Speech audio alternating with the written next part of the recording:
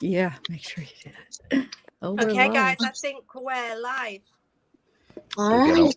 Go get them, Emma. Hello, hello. Hi, everybody. Can you hear us tonight? Can you put one in the chat if you can hear us all? There's plenty of people in here already, I see. Can somebody tell us that you can hear us? Yes. Okay, hi, everybody. As you can see, there's a few of us here tonight to talk about the Summer Wells case. So for anybody who does not know me, hi, I'm Emma. Obviously, I'm British. I live in the UK. This is my platform, Crime Stories Obsessed. If you've not been here before, I'd like to welcome you all tonight to the live. Here we have a great little family, really intelligent, supportive, funny, and most importantly, kind-hearted people who come up here with some great observations and questions relating to every case we cover. Now, for anyone tonight that's here that wants to cause any problems or be rude in any way, then I'm just telling you now, we will not tolerate that on this channel. So the door is that way or that way. So we would be blocking, removing any unwanted comments. Thank you so much to everybody here tonight that's going to be modding. You know who you are, some of which haven't done any modding before. If you haven't, just a quick note, there will be 3 little dots on the right hand side of each comment. If it's inappropriate, if you just press on that, and you should be able to have the option to remove or block any comments. So thank you again to everybody for being here. So as you can see, there's a few people here tonight. We have Doug from No Thanks. Thank you for having me, Emma. You're welcome. We've got Amzi Beloved. Hello. Got Melissa from Mysteries in Crime. Hey guys. We've got Zav Girl in the house. We've got Justice, Chasing Justice. Hey, everyone. And of course me. Hi. So please, if you haven't already subscribed to their channels, please go across after the live, check them out. They've got some really great content, and the reason why I've asked them here tonight is because they come highly recommended by myself. So what you've all been waiting for, tonight's live stream, comes to you from England, New Jersey, Washington, California, and Canada. So this is going to be a hard one for me, to be honest. I'll tell you why in a second. So everybody in here is welcome to their opinion. Even if I don't agree with it, that's absolutely fine. Everybody's welcome, as long as it's kind. And let's just remember, guys, we're here for summer. That's the only reason why we're here. Now, some of you have said to me, Emma, why did we have to wait till Friday to get this information? And I said I would explain later. And those reasons were, first of all, I've been on nights all week. The second of which was that as soon as I started this live tonight, my communication with this person was obviously going to end. Now, for the past week, I have been in communication with Grandma Candace, one of the last people to see Summer. Not only that, one of the closest people to her, and one of the last people to have seen or heard from her before she disappeared. Now,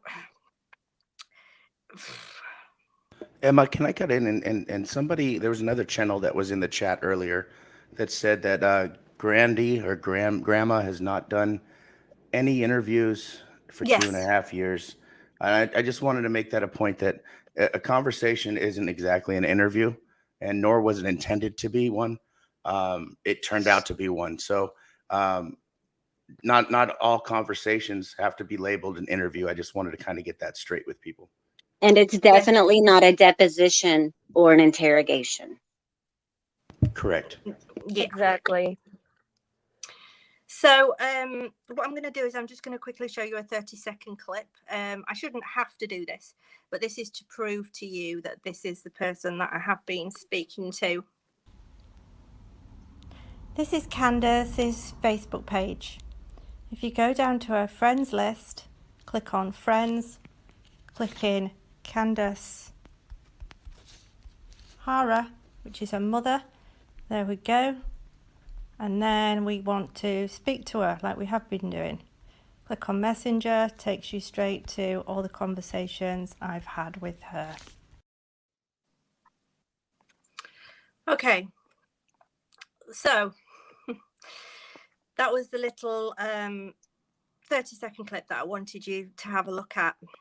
Okay. So at no point tonight will she be here, as far as we're aware.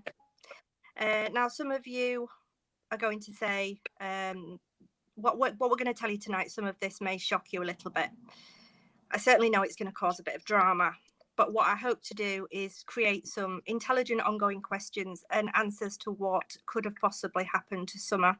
And now, as you know, Don has been a very prominent figure in the YouTube community and in the media of late, causing quite a stir with his ongoing pronounced narratives and story changes. That is my personal opinion. But does he have anything to do with Summer's disappearance? Was it an accident, a cover-up, or was she abducted? Okay, so what we're going to do is we're going to start off by looking at some of these messages.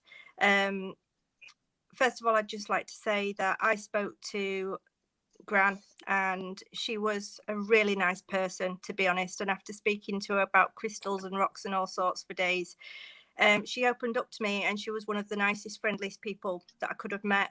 I could not say really enough nice things about her, but obviously we're here for Summer, and we need to find out as much as we can about what happened.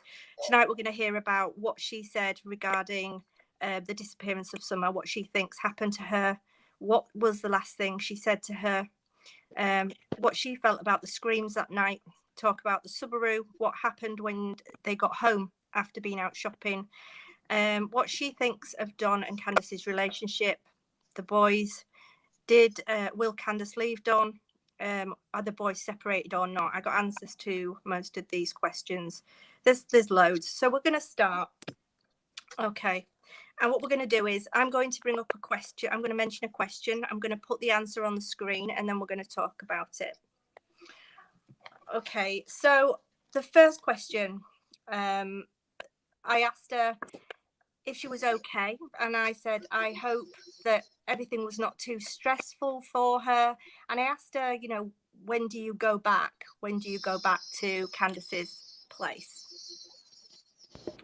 Can you see the screen, guys? Yes. For a second, we did. Oh, Why there did it she is. do? Why, in fact, So- did she leave where she was? Did she feel in fear for her safety? Did she talk about that by any chance? Her answer was, I'm fine. I'm at my sister's and husband's, and we're doing good. And I'm here as stress and depression was getting me too far down. And then she said, I'm not sure when I will be going back. Not until I've had my medical done. Candace is okay. That's who we're talking about. Candace is okay, and I speak with her every day. She's okay. She's a strong person like me. Okay, so that was just kind of a start off the conversation. I was just asking her how she was.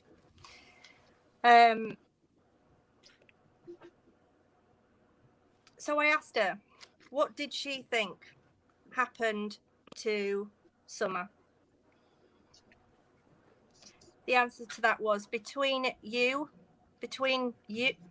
us, his mouth and his actions are going to put him where he belongs. I'm begging to think he's involved. No, don't feel bad for asking the question. Okay, guys. What do you think to that? There's no love lost between Grandma Candace and Dawn, that's for sure. No. Neither Yeah. one of them like each other. He doesn't like her, although he claims to say that they're getting along better now than they used to, but I don't think they've love. ever gotten along. I agree with that. It seems to me like it's an invisible prison. It seems like there's really no walls around there or any jails keeping them there, but it seems like they're there for some reason. Or, you know, grandma, you know, could she afford to live somewhere else, kind of thing, or is it just, you know, convenience? You know, one of those things. A lot of the times, people want to separate their relationships from their parents a lot, but I'm just curious to find out, was she there for what purpose? Was she just there to help out? Was Yeah. kind Well, of I thing? mean, initially, I think she went over to help her sister because her sister's husband had a heart attack, so she'd gone over to help him.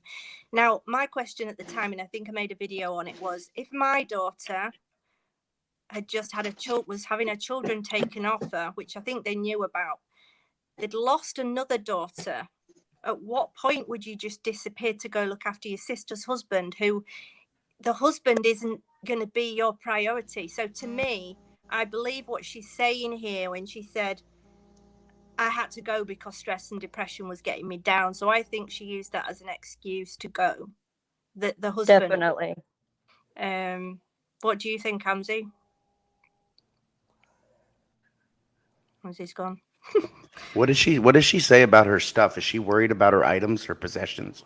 Yes, that's what I was going to say. Like, is she worried about her stuff or him attacking, like not attacking her stuff, but, getting rid of her stuff? Well, she's got a trailer there. And I think anything that happens to any of her stuff, I think we know exactly what happened to it. So, yeah. To me, it sounds like somebody wants to crumble. It's just the amount of time. Who's going to crumble? Their safety. Maybe she's worried about. Let's say Candace isn't involved. What is her worry? She's worried about Candace. She's worried about the boys, and she's worried about Summer hopefully coming home one way or another. It seems to me. It doesn't seem like Dawn is in any kind of picture for them after this whole thing resolves. I mean, it seems like they're waiting for him to get locked up before they make their move. Yeah. Because like I say, I think she used that as an excuse to go, because you wouldn't, would you? If your daughter had just lost her children. But also, we've got to take into consideration that this must be bringing back a lot of bad memories. She lost Rosie, didn't she? Mm-hmm. So the disappearance of Summer is going to cause a lot of flashbacks and things. Right. And that was 12 years now, right? Yeah. Mm-hmm. Yeah. That makes a lot of sense, that it's bringing up some really dark memories. Yeah. And honestly, I would hate to be in her position. I mean, after having your own child go missing and I don't think she ever really recovered from that. And then here you're facing it all again. And it's just the whole family dynamic. I would want to leave too. Yeah. I mean, honestly. Yeah. Yeah, because I mean, we don't know what goes on behind closed doors, do we? We don't know if there's any aggression. We don't know if everybody's fine with each other. We just don't know what goes on in other people's houses, do we? For her to even do interviews would probably be traumatic enough to bring back, that whole thing. So I'm sure that's probably why she's refrained. And I'm not making excuses for her in any means. And I'm not saying anyone's guilty or innocent. I'm not pointing the finger like that. I'm just saying, she's also got to keep her best interests involved. And I don't know her well enough to say that she would cover for Candace, but I think she would do whatever's in her power to get those kids or help get those boys back. Yeah. Kim, I don't think anybody's been interviewed. We haven't interviewed Grandma. Grandma was talking to me. That's more of like a text messaging thing rather than which is more than she's done up until this point. So yeah. Exactly. So the next one, we'll move on. I get the comments off the screen.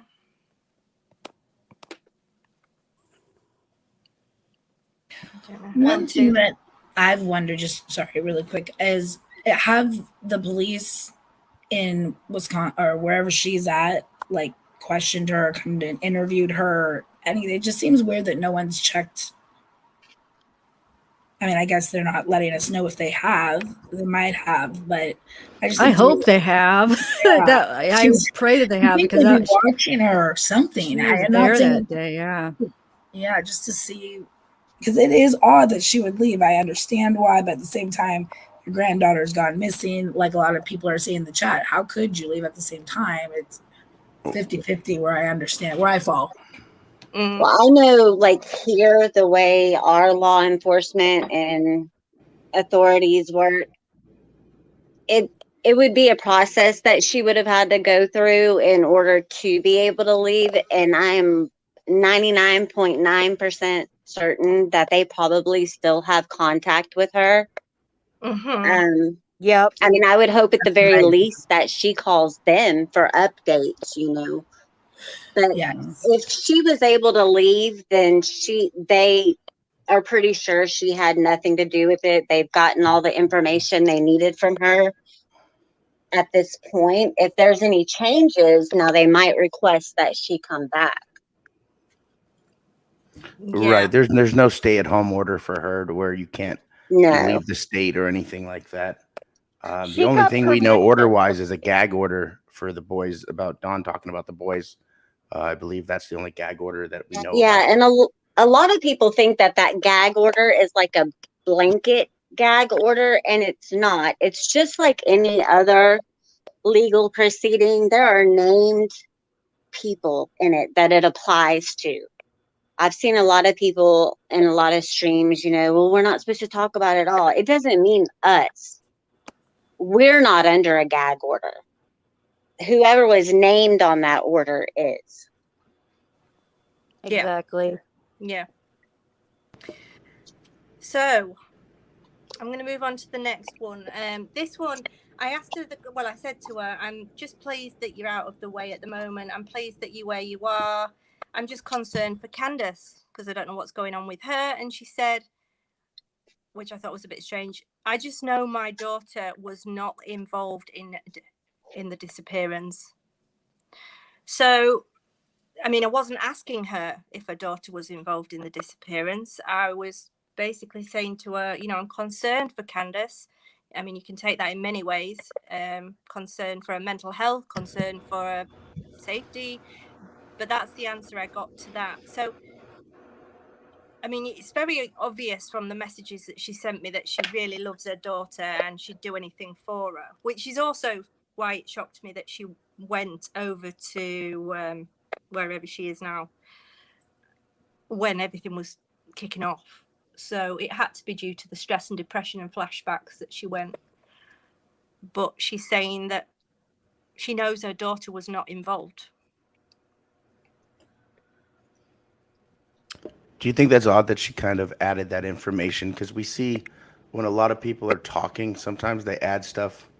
And I'm not saying she's vulnerable at all, but she knows that you were being very friendly, and your intentions were that the whole way through. By the way, there was no different of who kind of person you are. You were genuinely concerned about her and wanted to find out more. But it's just odd to me when people start adding in information when you're not asked a question. Maybe I'm wrong. I don't know. Yeah. I feel the same way about it. It's like she wanted to make sure she got that statement in without this was at the beginning too much. This was right away, right? She probably wanted to make sure to start it off knowing that Candace had nothing to do with it. Is this one of the first conversations you had with her, right? Yeah. So that and makes the sense fact to me. that the two Candaces were together, so she could be involved, and she's trying to deflect it away from her as well by saying my daughter had nothing to do with it, so therefore I didn't have anything to do with it. Yeah, that's a possibility too. Or do you just stand by your daughter? You know what I mean? At what point do you have not to believe what she says? If in fact Granny doesn't know, I mean, Candace could know, and Candace could not know. Right. You know, she could be the one that's, you know, the fall person, or you know, she also got, you know, Dawn out of jail and out, you know, when she said she's scared for her life from him in a police report and things like that. That stuff just doesn't change overnight. Is there a give and take? Is there an IOU involved here? Is there something else that there was bad that was done in the past that he could be covering for her for, or vice versa? Who's pulling the short straw now? That's kind of what I want to know. Yeah. Yes. This gets worse, and okay. So I said, and these are my opinions, guys. Okay, I said I just have this awful feeling that he might be involved. I know Candace loves those kids so much. The answer to that was, it's possible, but I can't prove it. So what is she insinuating here? Is she just agreeing with me, or does she actually believe that that's a possibility? She's adamant Candace is not involved. Well, I think if she's like most of us, then she probably thinks it's definitely a possibility. I think it's similar behavior to like the Alley interview and the things on that nature where there's a vendetta or something involved, a hatred. I mean, we already know that through other conversation that you've had that her and Don don't talk much, and whatnot, unless and she wouldn't get on the YouTube or whatever. But I don't think their relationship is very solid. I think they would take any chance. I think now that Jeannie has come out, and Jeannie, justice for Jeannie, of course, prayers for Jeannie, and recovery in her mind and her body and everything, and Trish and her beautiful daughter for standing behind her. What an amazing person she is, and I hope she follows through. And I think that that opened up a kind of can of worms to where people are now, willing to come out and, not only about what happened with Don, but I think, with Grandy and other family members or people, they might start coming out now that they know that they're not alone, so. Right. Yeah. Yeah.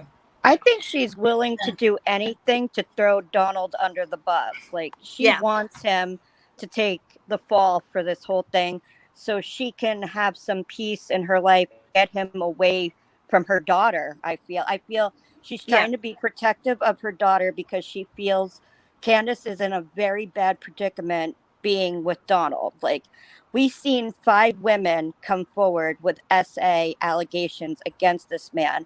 And Jeannie started at 5 years old. And how courageous she was to come forward for this little girl, who she never met, but had this attachment to through what Donald did to her. So she's the hero in this book. And not just for Summer. I mean, I've been watching very closely because, I'm the victim of a sexual assault too. And I have seen the chats and the people, getting the courage to tell their story and thank her, like she's inspired so many people to, I guess, get over that hump and the stigma that comes with being a victim of something like that. So she's just for you being able to admit that and talk the way about that shows how much you have grown. And I praise you for you being able to turn around from what bad happened to you and be a spokesperson and also be a voice. Right. And that's amazing. And I'm I mean, I've never spoken about it publicly. And, this is my first time ever speaking about it. And it happened over 20 years ago. But she just needs to know that she has a lot of support and admiration for coming forward like that. And, I know I really appreciate her doing that for Summer and for all of the other survivors out there. Definitely. That's really nice. Okay, so we'll move on to the next one. She started telling me about Candace at this point. Where are we? She said, yes, she was always taking them fishing. Let me see if I can remove the comments. Don't know how to. Not very. I'm new at this, guys. So she was saying, I always take them. She used to take them fishing and swimming, and all he ever did was scream at the kids when they didn't behave.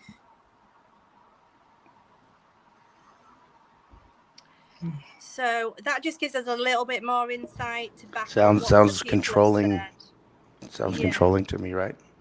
Yeah, I definitely don't think that. Sorry, go ahead. Oh, I'm sorry. It definitely brings up the point where Chris McDonough was saying that he goes from 0 to 60 with his anger issues. Yes. Like, he definitely has an anger management problem. Right. And that's apparent in the way he's constantly talking himself up like he's, father of the year. I mean, You know, Well, we noticed that this with today in his them. we noticed that in his behavior today in that community post we saw from that other channel where Don Wells released this morning saying, you know, if Summer was here, she would hate you. How could any 5-year-old hate anything, especially a godlike person like Don's supposed to be, preaching the Bible, pushing Bible verses? How could you even talk about hate in your heart like that? You should talk about praying for that person, like you Right. came back about Chris when when Chris is like, yes, I'm a sinner. I admit it, I'm a sinner. You know, and so I love Chris. Children by are the way. taught to hate. So he's my favorite. But I have to say, like, we've seen the true Don come out through every interview, and the only interviews he says he's going to do that's on camera is through that other channel, which that shuts out the news interviews, that shuts out the police interviews, that shuts. What exactly does he mean by that? That's just my question. I'm sorry for interrupting. I've just been, sorry, Doug, I've just been asked to update everybody on who's here. So there's obviously me. Below me, we've got Chasing Justice. And to the right, there is Amzi Beloved at the bottom in the middle. And then we've got Zap Girl on the lower right-hand side. We've got Mysteries and Crime Channel on the top right. And, of course, we've got Doug from No Thanks. Top middle, there he is.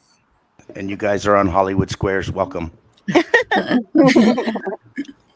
So, Doug, can you elaborate on that post? I didn't see that. You said Don had posted something about Summer would hate you? Let me see if I can pull it up. This came through wow. Another channel.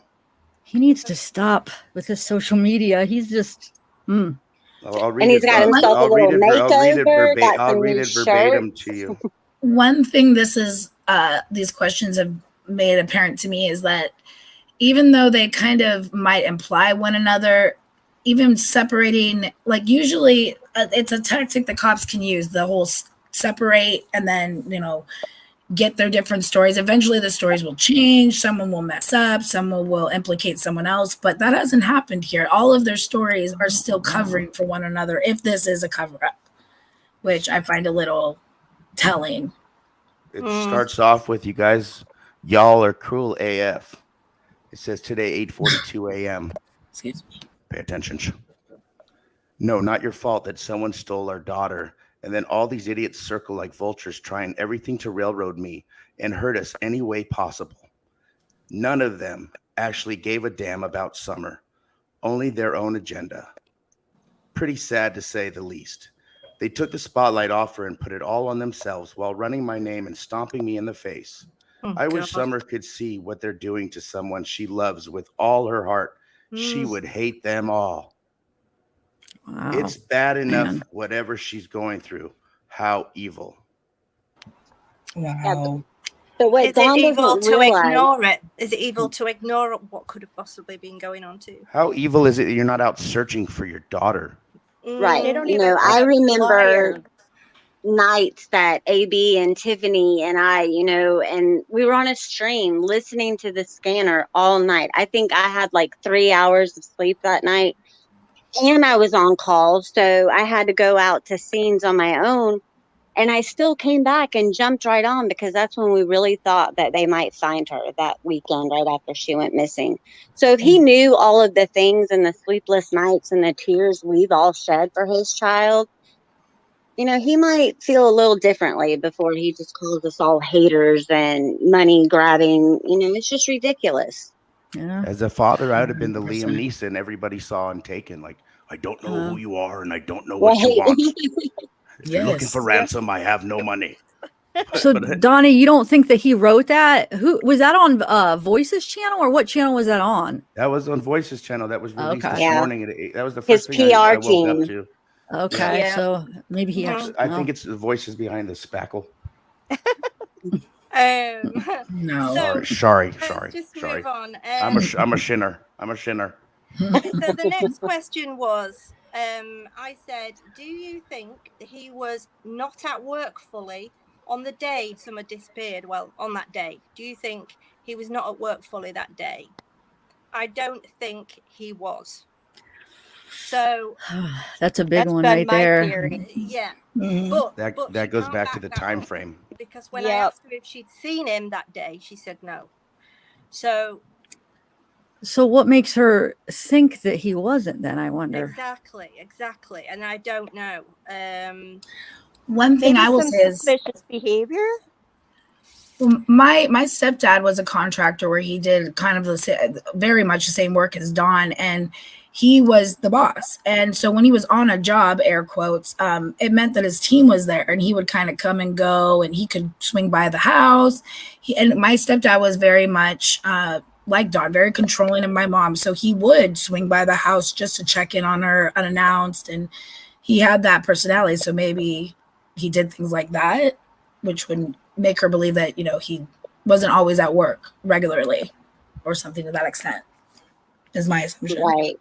And I mean, there could have been a pattern where, before all of that, where he would come home early all the time. It's just, we don't know what really happened before this day. And they're not answering any questions. It's just, I've never seen a missing child case, even when the parents were involved and it was like pretty much proven, they still put on more of a show trying to be innocent than he is doing. I mean, you can't, it's like pulling teeth getting answers out of him.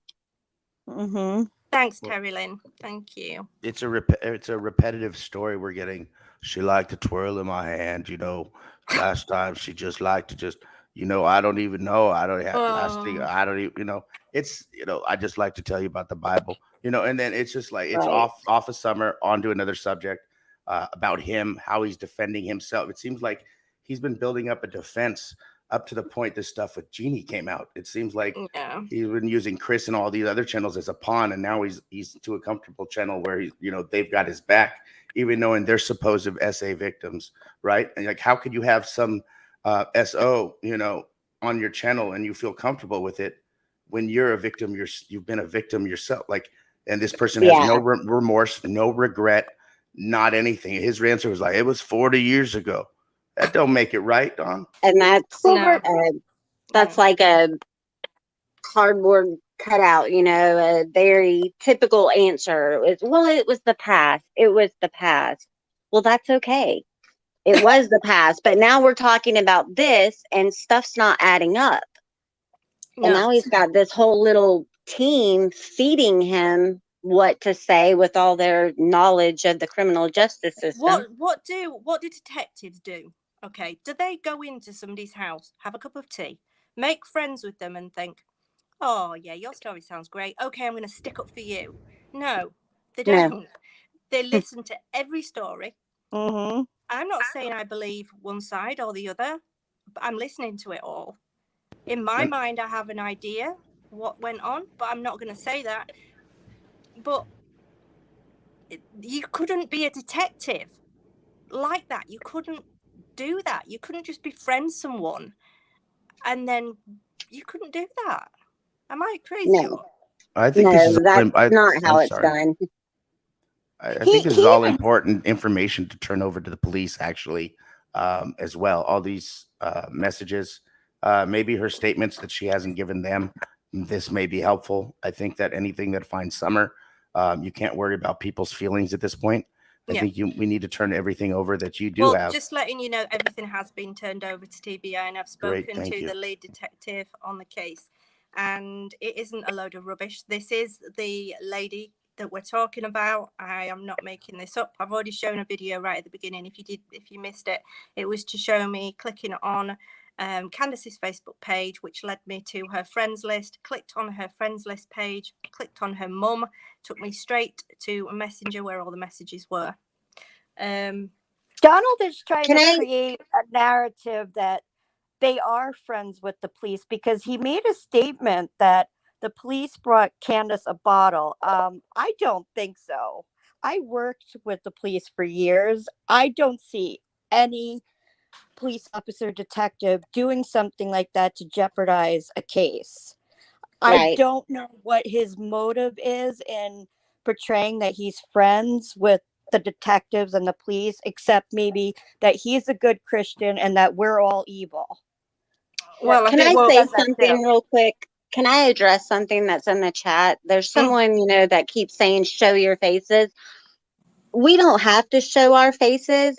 If you want to know what I look like, I can tell you I look pretty much like that cartoon character, except I'm hot and sweaty right now. I have children and a family, and I'm not going to show my face because of the line of work I'm in.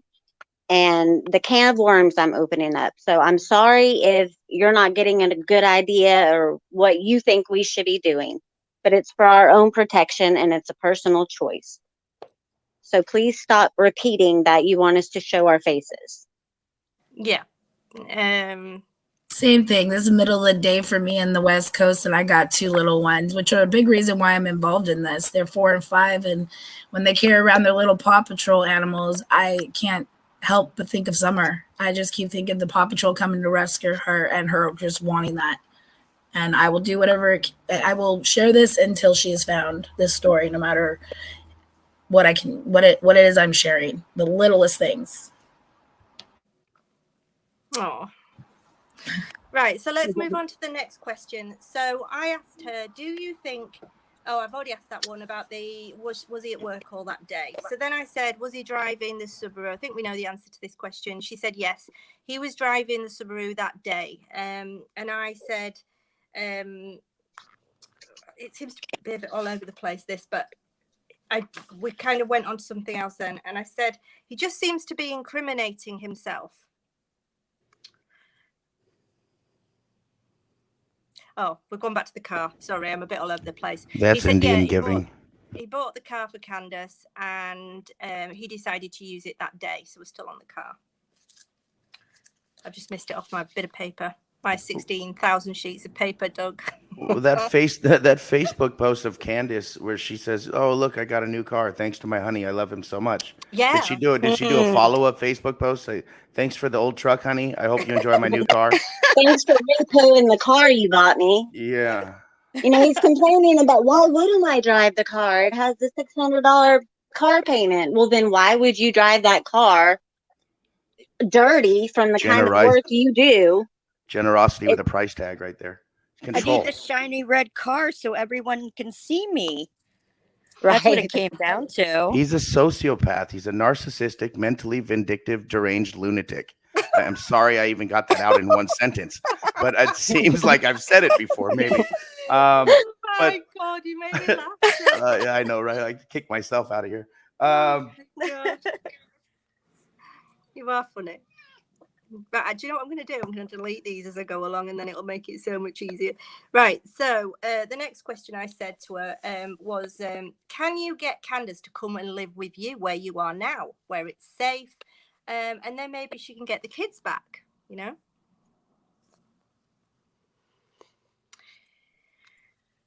Where are we? I wonder why, Grandma didn't take the boys, you know? I mean, unless it was just health issues or something. I know here that they typically try to place children with a family member. Yeah. I don't know. I've always just been curious about that. I did think that, but I don't know what family members they've got in that area. Maybe they look for people within a similar area because of the visits, you know, because they're going to have visits. I think there was a strategic reason why they took the boys and not put them with family, because I think they're trying to really question these boys, and hopefully one of them is going to tell something. Whereas if they were together, they might huddle together and make a pact that we're not going to say anything. Yeah. Yeah, that makes sense. You know, in a situation like this, they probably don't want the boys anywhere where they could be coached or, you know, manipulated into saying certain things. And honestly, if the boys are in a place where they're happy, healthy, thriving, you know, starting the new school year and getting away from all of this that's going on, they really don't need this stress. Yeah, I mean, what I found interesting was when you listen to Don say why the kids had gone. He said the kids were taken, but because of the situation and what's going on right now with all the media, it's probably for the best. But didn't really go into the real reasons, because I don't think Children's Services took them away because the media was interested in what was going on. Do you? Not at all. No. Not at all. I think they were possibly. And you know what? The state just doesn't take them either, and just waste money and tax. I mean, they'll actually charge the parents if they have to take them into custody for safety reasons. They would actually probably get a bill. Yeah. Well, didn't what do they call? What are they called? Same thing in Trezell yes, and Jacqueline that's what I was in going to the say. Orin They and Orson immediately West took classification theirs as zero well. They collection. were going to court, weren't they? Because they were being charged. Yeah. And I think it's a matter of, DCSF or CPS not wanting to have any more children missing, because obviously those families have lost one. What about liability at this point? Exactly. For them So not they've doing already their lost jobs one. right in the first place. Let's take the others to prevent them losing these ones. Guys, how do I put slow mode on? You have to do it through YouTube Creator Studio. Yeah, you got to go in the studio and then click on the video, like if you're going to fix the tags and all that. Take a bit of doing. I'm sorry, guys. I don't know how to slow it down unless I go right into my YouTube studio, which could take me some time. He must have got somewhere around 9,500 in a stimulus check for those people. If everyone puts their finger on the chat on their own phone or whatever they're watching on, it'll slow it down. I have to do it all the time. Oh, you mean I see what you're saying. Wait, can I ask, where are the boys right now? Do you guys know? I did ask a little bit about the boys at some point. So I'd asked her if Candace could come and stay with her, and she said no, because she wouldn't get to see the boys. Where are we? Next one. I've been following Candace every week at the prayer circles, and I've been doing that for a reason, and Dawn as well. And then to see the progression of their faces and them just feel like they have to be there. Don actually said he was at the second one where I saw the news and everybody there. And he didn't want to be on camera unless it was voices behind or whatever. And so he didn't, and he said he was there and he just didn't show his face or show on camera, which means he was there, but he wasn't all there. He was in the car watching something on his phone, maybe YouTube, maybe doing a live stream. He's probably watching this right now. Hi, Dawn. Oh, I'm sure. Hi. Dawn, you're in big trouble, pals. And I don't think Voices Behind the Wall is, they're running his narrative, but if say, for instance, if he wanted to interview with anyone else, it would be better, in my opinion, to get, if he wanted to be taken more seriously, because coming on any of our platforms would show more. It seems more narrative driven when he stays on the same platform. It's not just them that's driving the narrative. It's his team that he's got behind him now. Now he's got his Johnny Cochran squad. Yep. Oh, I can't even watch those live streams. Only bar they pass sells shots. They're also heavily edited, so he won't say anything that they don't want him to, if you notice that. Yeah, exactly. Yeah. Very heavily edited. You know when you feel like somebody's got their hand up their backside? Yes. Like that. So I said to her, I'm not sure what you think about him being on Facebook and YouTube constantly. And she said, oh, I know. He's between Facebook and podcasts. I said to her, why is he not searching? Why is he not searching for Summer? She said, where are we? Thanks. He needs to get off here and do something. Even if it's wrong. Now, I don't understand this. Read this to me and make sense of it. I just need to stay strong for my grandbabies. Is she talking about herself or him? Because I did ask her about him. I think what she's saying is, he needs to quit worrying about social media and get out there and look, even though law enforcement has said, we don't want anyone out searching. And I understand why they don't want family and stuff like that out searching. What does she mean by what does she mean by thanks need to get off here to do something even if it's wrong? What is she gonna do even if it's wrong? That's weird. Stay strong for my grandbabies and my kids. That's how I had a hard time reading Dawn's post as well, because there was no punctuation and there was misspellings. But you can put this together that she's telling you something here that she wants you to know. Even if it's wrong, she's doing it. I don't know what that means. Yeah.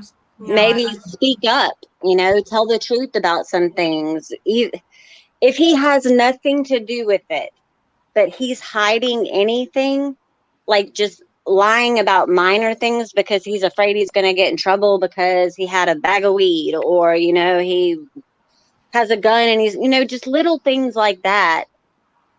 If he's just honest, which I don't think he's honest about much, and I don't know. It's just, Exactly. The whole thing is weird. It's hard to make sense of any of it. And I said to her, when you said his mouth and his actions would get him put where he belongs, what did you mean by his actions? She said, just in the way he thinks women don't know anything. He's just always putting Candace down. yeah, I realized that about that whole marriage relationship. Like, to me, she seems like she's a very mentally abused woman, and it's a pattern for her. Like, her first husband or boyfriend or whatever, he was a lot older. It's a pattern for her. Yeah. Some women do that, don't they? They look for like that father figure. If they've not had a father figure, or I think it just became comfortable for her, and it was doable. You know what I mean? And now we don't know stuck. if they're even celibate to each other. You know what I mean? Like, who knows? Yeah. Well, the thing is, she's not monogamous. I'm sorry. She doesn't seem to be working. She doesn't have anywhere to live. You just he made it that she's totally dependent upon him, and from the start of this case, he said that he was going to be the spokesperson for the family. He took control from the beginning. Like, he's the man of the house. I control everything, and you're just the woman who's supposed to. He thinks this way. Like, you're supposed to be barefoot and pregnant in the kitchen. I mean, that honest to God, I believe that's how he thinks. Oh yeah, right. He's like. He has complete control over that household. And I've been in that situation before where someone just completely breaks you down and makes you 120% reliant on them just to exist. And it's a tough situation to get out of. Exactly. And I feel like if you know anything about like the Onision situation, how he masculined those girls, I see that with this, like the short hair. Like, Candace is, she's not the most stereotypically beautiful woman, but if you look at the older photos, she had very pretty long hair, and it was like you could tell that was her one thing. She had pretty hair, and to make her cut that all off and dress like a man, it feels like he wants her in the kitchen barefoot and pregnant, but he also is like making her masculine, making her less feminine. And I think he was obviously trying to do that to Summer. I mean, someone was, if it was a form of protection so that she wasn't abused. I mean, I asked all these it's hard questions. To say. It's all speculation, but I asked if she had lice. I've asked all the questions. Well, I've asked a lot of questions. Obviously, it's difficult, isn't it, to get everything and every detail. And there's always going to be somebody saying, well, why didn't you ask this? And why didn't you ask that?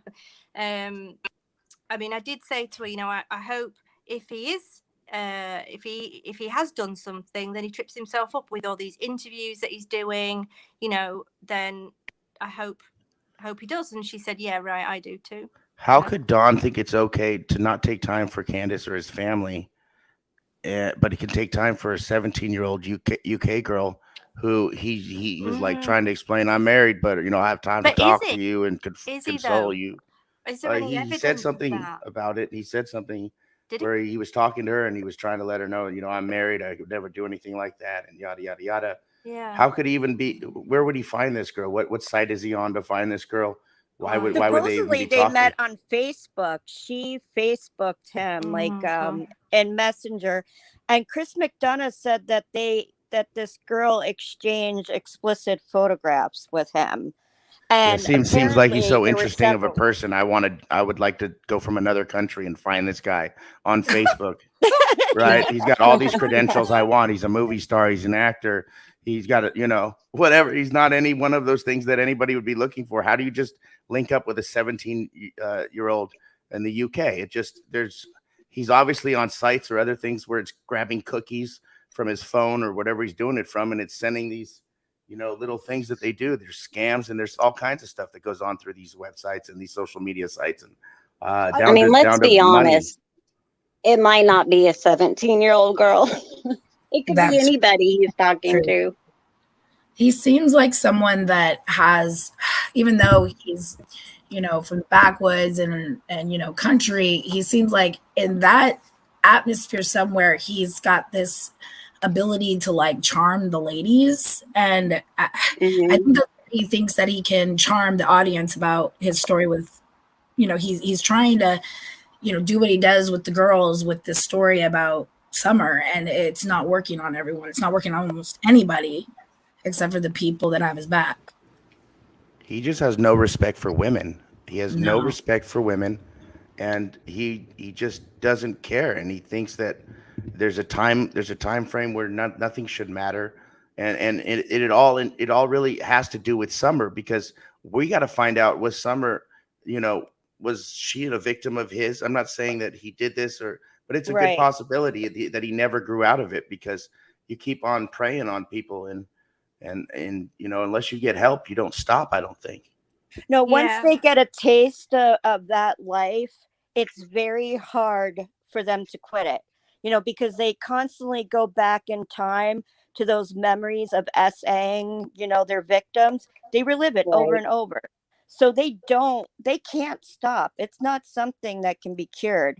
So it's very he's upset that we're all thinking that he did this to Summer. It's not unreasonable for us to think that, considering his past. Right. Yeah. And I mean, it's like an addiction, and he obviously has an addictive personality. He's, been a drug addict. He's an alcoholic, and just look at the way he's changed over the past couple of weeks, in his appearance. And it's just, I think somebody's coaching him to do that, honestly. Yes, 100%. Mm-hmm. I mean, I've said things to her like, from what I've seen, just from what I've seen personally, no one seems to believe he's just making himself look worse with all these interviews and everything. And her answer to that was, no, you're right. And I said to her, I don't know, I can't watch these interviews. He kind of annoys me a little bit. And she said, oh, that's why I live in my camper. That was the answer to that one. Can I address a comment real quick?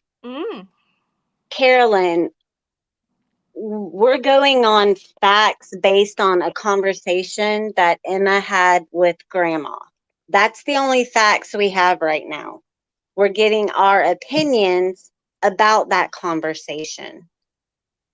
I just wanted to clear that up. We're not sitting here saying that all these crazy things we thinking is true. We're not trying to start rumors. We're just elaborating and discussing a conversation that was had with Grandma. Yeah. This is complete truth. It's what's been going on all week. That's why I've not made any videos all week, because I've been busy talking and working and talking to Grandma. If people don't want to believe that, then that's absolutely fine. I really don't mind, but this is my truth. And you guys have all seen it, haven't you, behind the scenes? Yes. Yes. Can I ask you a question, Emma? I don't know if you're going to bring this up, but a lot of people think Don is a meth head or whatever. Is there any truth to that, or do you know of any other drugs that he's said to be have used or is on? Anything like that? Did she come up with anything about that? Yeah. There we go. Yeah. Oh, so he could get his high and go to sleep at night, and work all day. He don't drink. That's BS too. He drinks whiskey. I said in one interview, with his eyes just didn't look right. From what I've seen looking at my patients, and she said, you've answered your own question without me even asking her what it was he took. She said cocaine. And then she also said, and if he's still doing that when she gets back, she won't be there. Yeah. Seems like she just wants her stuff to be safe. She wants to get Candace, and she wants the boys, and she wants to be gone. Yeah. I did ask her about her knee at one point, but she didn't really elaborate on how she'd done it. She just started telling me what was going on with it at the minute. But she did say something quite funny, which I'll show you, because it did actually have me howling with laughter. It was at the point we were talking about Don, and she said, "I don't get what Candace sees in him. The dogs are better looking." Myself laughing.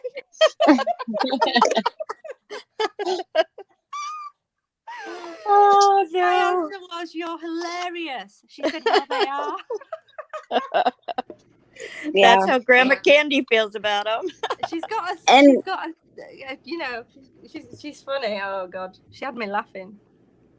And I think that if Candace were to ever get away from him, that over time, you know, she would be a completely different person. And that's not to say that he's the monster and she's completely innocent. I think they both have their own sets of issues that make them who they are. But I truly feel if she were to get away from him, you know, eventually her confidence would be built back up. She could kind of just become her own person again. I think that would be a good thing for her.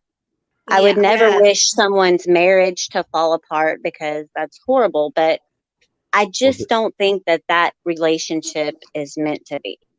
There's going to be some therapy necessary no matter what, whether it's the kids, whether it's Candace, if she is innocent and all this stuff, even Grandma and all this, because, you know, Grandma used to love when Summer came and laid and watched TV with her in the trailer, you know, and things like that. So, you know, Grandma's hurting too. And again, all these things are pointing to you know, they're good possibilities, and they were the last to see Summer Wells, technically, that we know of. Her and her brothers and Grammy. So, you know, it just raises one of those things where, you know, you have to think in the back of your head, it's still a possibility and a probability that they know more. That's all. Yeah. Yep. So, I did say to her, what do you think to the sisters, getting back to what we've already mentioned before, about what his sisters were saying regarding about what happened when they were younger? I just hope that if this is true, then Summer was not involved in anything. Her answer to that was, "I think his sisters should press charges on him." And the answer to Summer was, "I don't think so, but if he did, then Candace found out, he would be a dead man." Let's not forget about the 5th grade friend that slept over that Don also snuck in on. There's not just Jeannie. There's got to be more victims. I mean, we know of that. So again, we gotta justice for Jeannie, but anybody else who suffered, we gotta look at that as well. I mean, she's probably had more friends that spent the nights, just not that one friend. That's maybe just one she's talking about. But you know, there's 5 witnesses that have come forward saying that they have SA allegations towards Donald. And according to Jeannie, there are witnesses that saw what happened to her and maybe her stepsisters. She said there are plenty of people that know. And if he has 5 that came forward, we have to think that there's more. Well, yeah, I would think so. That's just my opinion. But I mean, who knows? I mean, they've got friends staying over when they were little. I mean, it won't have just been one friend, will it, that'll have stayed over and over the years? And you don't know what's gone on, do you, really? Is 17 the new 21 in the UK, Emma? I'm just wondering. I think 18 over here is the age when you're able to do what you want. So I think it's 21 in the US. I think it's like 18 here. That just shows more predator behavior. You should know better. You're not her father. You're not a family member. Send me new pictures. You should report that person. Don, you sicko. He denied. He denied it at first on that other channel that he was involved, like talking with a 17-year-old. And then he takes it back saying he ended the online relationship. But Chris McDonough brought up something very important, and this is really good, you guys. He said, the thing Donald should have asked is, how do I know about the 17-year-old that he was having this online inappropriate relationship with? So who's talking now? Somebody knows about this, and somebody is talking. Yeah, so I mean, it's got round, hasn't it? I mean, who started it in the first place? I mean, this 17-year-old, if it's true, must have come forward and spoken to somebody online and said something, because otherwise, I'm sure Don wouldn't have done. You know, if it's true. No, he tried to deny it. Exactly. So she must have come out and said something. Yes, maybe she got in touch with Chris McDonough. Who knows? It's possible. Hey, well, anything's possible. Anything's possible. Did the 17-year-old and him, was this prior to this, or did they meet through the Facebook post due to summer? Kind of like a Michael Long situation. Okay. Wow. Due to summer, yes. She contacted him. I don't understand people that do that. Yeah. Those are murderers. Chris Watts has girlfriends all the time writing him. It makes no sense to me. She did say, I don't know how he can have so many women be friends with him on Facebook. So, I mean, it's obviously something that the two Candaces have spoken about. You know, I'm sure she's not, happy with that.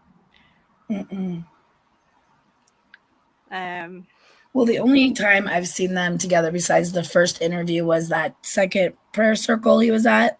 And you could see her like trying to hold onto his arm and stuff. And he would very, very very slightly kind of move away from her a little bit.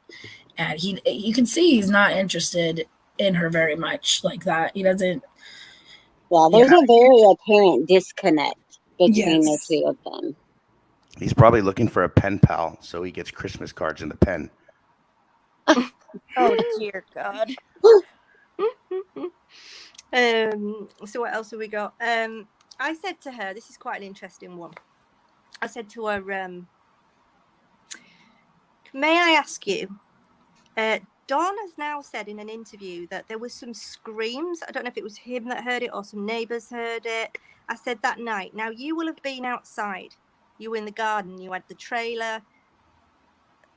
Did you hear any screams? No, I didn't hear any screams. And if you think anybody would have heard the screams, it would have been Grandma Candy and Mom Candace, because they would have been right on top of where Summer was, because supposedly she was in the house. Or what if she went out the basement door and was playing like right outside? They would have heard her. What if it was two stray dogs at the bottom of the creek where a neighbor heard them fighting and it sounded like a yelp was an odd scream? Because again, we know that a bunch of dogs just get left there, or I'm sure they don't all get along right away. They're territorial, I'm sure. It could have been that. It could have been a dog in a fight. True. Mm-hmm. Yeah, I mean, it could have been anything, couldn't it? It could have been kids playing, like they do.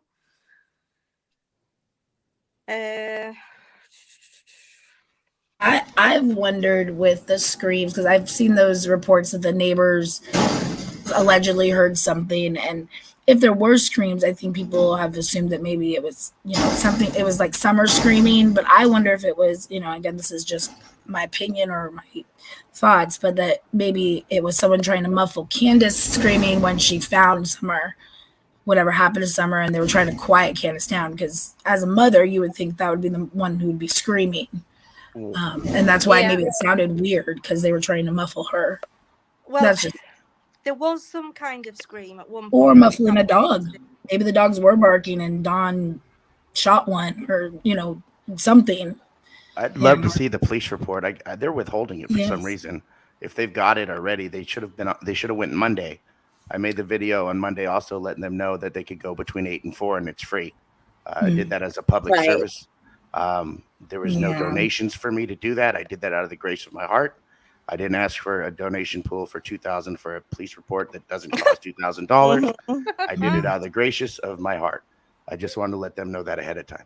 Can I just say something, you guys? My husband and I, we lost our eldest daughter, and she was sick. Okay, I lost her almost 8 years ago. So sorry. And thank you. And this is why I do this. I fight for people that don't have a voice. And I got to tell you, these two don't act like they lost a child. I mean, That is the worst hell anybody could put you through. Like, I guess maybe that's why I feel connected, like, to Chris McDonough and Karen McDonough, because unfortunately we're in that club that you don't want to be a part of, the parents that lost a child club. And to me, not showing that they can go hang up a flyer, look for their child, just makes me sick. And Chris McDonough said it. He can remember exactly when he got the call. Well, my daughter died in my arms, and I can't, escape that. These people don't act like they lost a child. They act like me is more important. Like, Donald cares about himself. He doesn't seem to care about any of the children. When he goes on interviews, it's me, me, me, me, me. And Candace feels the same way. It's like, how does social media look at me? Not Summer. It's not Summer that's important. It's not the boys. It's them. Yeah. And it kind of makes me sick. Yeah, I know. I think Don sees it as he got the stimulus already. He got a new car. He's got 3 other kids. You know what I mean? Like, that's the way I think he actually thinks about it. It's like, oh, I got 3 more, so Plus the other get back to work. Well, narcissists think differently to us. If he is a narcissist, which to me I think he is, but I've agree, had a narcissist ex-boyfriend, and you can say as much as you want to them about what they should or what I feel that they should be doing, but they don't hear you. They don't hear a word you're saying. They only hear their own thoughts, unfortunately. He's a sociopath. I mean, he nails the head on the coffin with everything in that the meaning of narcissist and sociopath and psychopath even. If we want to add more paths, I'm sure there's more, but he seems like he's a premeditated type of guy. We could tell from his interviews he wanted to be the only spokesman at first, and then we see Candace kind of do that joint interview. But there were signs where he was just like he wanted to be in control of what was being said. Yeah. Yes. Although the interviews that I've seen with Candace, you kind of think that she's this meek, mild, quiet-speaking person. To me, she looked like she'd had some kind of substance when I looked in her eyes, but she did come across as this nice, kind, meek and mild person. Now, when I spoke to Candace and Mum, she said, I think that she could whip his butt with no problem. So it's obvious that she has, in the past, stuck up for herself, or she is capable when she wants to. I mean, you shouldn't have to, should you? But. And then she said, I was talking to her the other night on the phone, and he said something smart, and she told him off and to shut up. And he shut up. So I wish I'd been there. That would have been quite funny. That would have been. Wait a minute. So she's back with them? Well, it sounds like they're still together. Like, I haven't heard anything otherwise. Candace hasn't said anything else. As far as I'm aware, they're together. No, I'm talking about Grandma. Is she back? How did she hear? How did she hear this? Was it over the phone? Yeah. If she heard him, okay. She rings her every day. I was like, how did she hear this? Donald said on the other channel that they're not getting along well. It's not like it was, he said. Oh, it's take the L out of lover. Yeah. This is over. Yes, that's true. Yeah, well, there's a lot going on, and because of the media, he was a nobody before. I'm not saying he's a somebody now, but he was a nobody before. Nobody knew of him. Nobody knew who Donald Wells was. Suddenly, everybody knows who Donald Wells is. Well, most of the YouTube community and Facebook. And so he's getting these people reaching out to him. He's getting these young girls. He's getting these older women. He's probably got loads of people he's talking to. People want to talk to him. He's famous, isn't he? To these young 17-year-olds. And it's not going to go down particularly well with the wife, is it? Well, if he doesn't understand what trolling is, and if he doesn't understand YouTube, and this is like the penitentiary, you learn how trolls work, and they work through Facebook and other social media platforms. But that girl, whoever it was probably somebody that wanted to get close to him and he's probably like needed defending from. That's where all his advocates came in. I wouldn't be surprised if one of his advocates was that 17-year-old girl, playing. It's one of those things you got to think about, like why out of the woodworks at a time like this, once the whole SA thing comes up, right? All this stuff comes up, then all of a sudden he just starts talking. It just doesn't make sense to me. It seems like there's somebody trolling him in the background, and that's not who he thinks he was even talking to. It's somebody probably is closer to him than he even knows. Well, it could. Well, yeah. So what did I say? Oh, do you remember there was a conversation recently about the police station, and people were saying, I think he'd done an interview on that channel, and he'd said, oh, somebody's left a super chat. That's nice. Thank you. I'm trying to see who it is. I can't see who it is. Holly Dolly, Emma. Oh, thank you. That's lovely. That's so nice. I don't do lives very often, so I don't get super chats. So that's really nice. Thank you. So there was a conversation the other day about how he'd gone to this police station. I think he'd said it on one of these channels. And so I asked her, I said, he was talking the other night on this channel, and he said something about how he'd gone to the police station today. Do you know anything about it? She said, I don't know if he went or not. Thank you, Story Times. That's really nice. Thank you. So yeah, whether he went to this police station or not, what do you think? Do you think he went to the police station for any reason? I think it's possible. I think if they called them back for an interview, the other channel is trying to say they didn't go, but what's weird is about that, the day before on that same channel, Donald said him and Candace had an appointment with law enforcement down at the sheriff's office, I believe. So it's weird. They contradict. You don't need an appointment. You just walk in between 8 and 4. Well, maybe they wanted to speak to him about something in particular. Now, as it happens, I sent all this information, all these messages in to the TBI on Tuesday. Was it Tuesday or Wednesday? Anyway, one of these particular days. And it was the day after that he was told that he needed to go down to the station. Now, it's probably got absolutely nothing to do with it. If they're going to speak to anyone, I'm sure it'll probably be more likely to be Grandma. But it just made me think. Now, if you were going to go to the police station, your 5-year-old daughter's missing, it would be a big thing. You'd be, I wouldn't say excited, but you'd be interested to know what on earth they'd found, if they'd found anything. It would be a big day, wouldn't it? It'd be like, thank God, at last we've got some communication with the detectives. We need to know what's going on. So, not necessarily even what's going on. Why isn't there searching going on? Why don't we see active searching going on with this? There's a problem. Either they know something and they're not searching because they know something. You know what I mean? Or I think that. Go. I'm sorry. No. That's or has periods after it. It's fine. It's got 3 periods. It's open ended. There's so many ors. So go ahead. I'm sorry.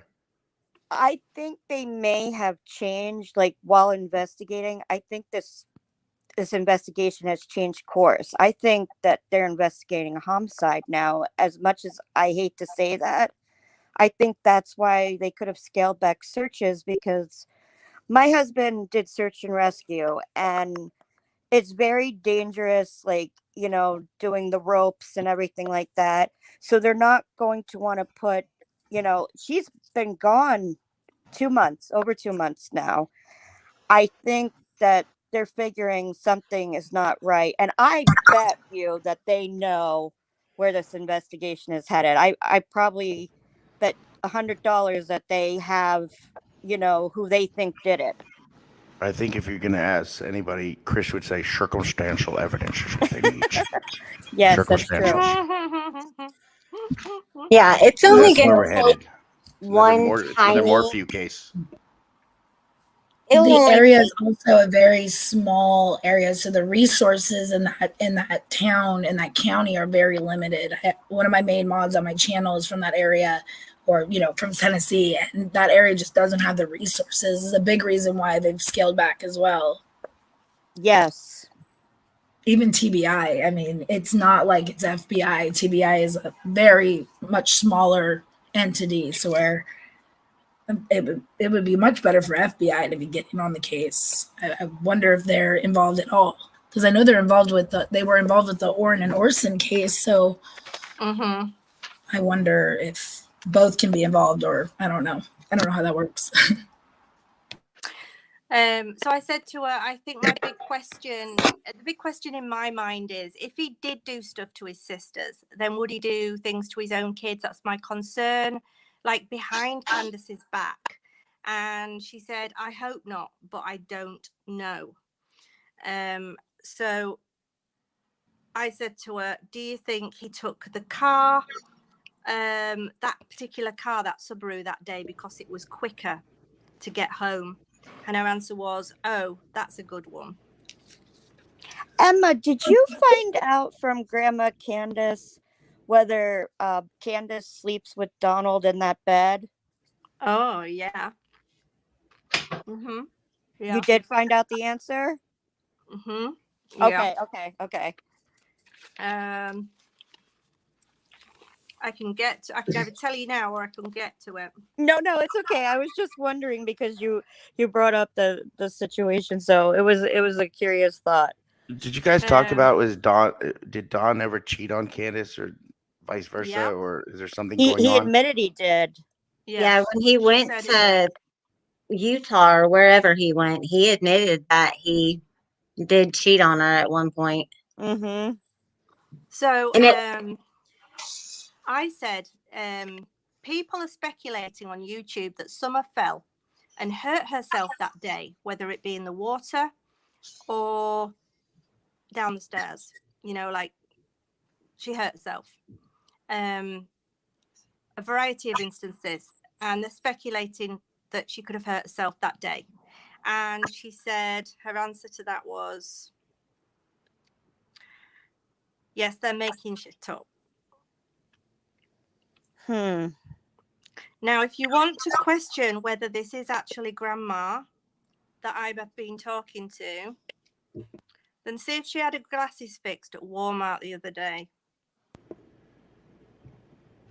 You might even want to play that 20-second video that you played in the beginning again for those who have missed it, just to let them see, so you don't have to go back to this, and their answers will be, will be given to them through the screen, I guess. This is Candace's Facebook page. If you go down to her friends list, click on friends, click in Candace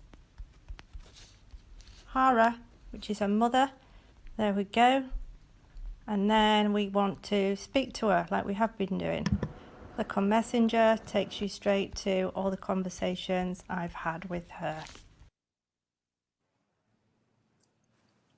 So there you go.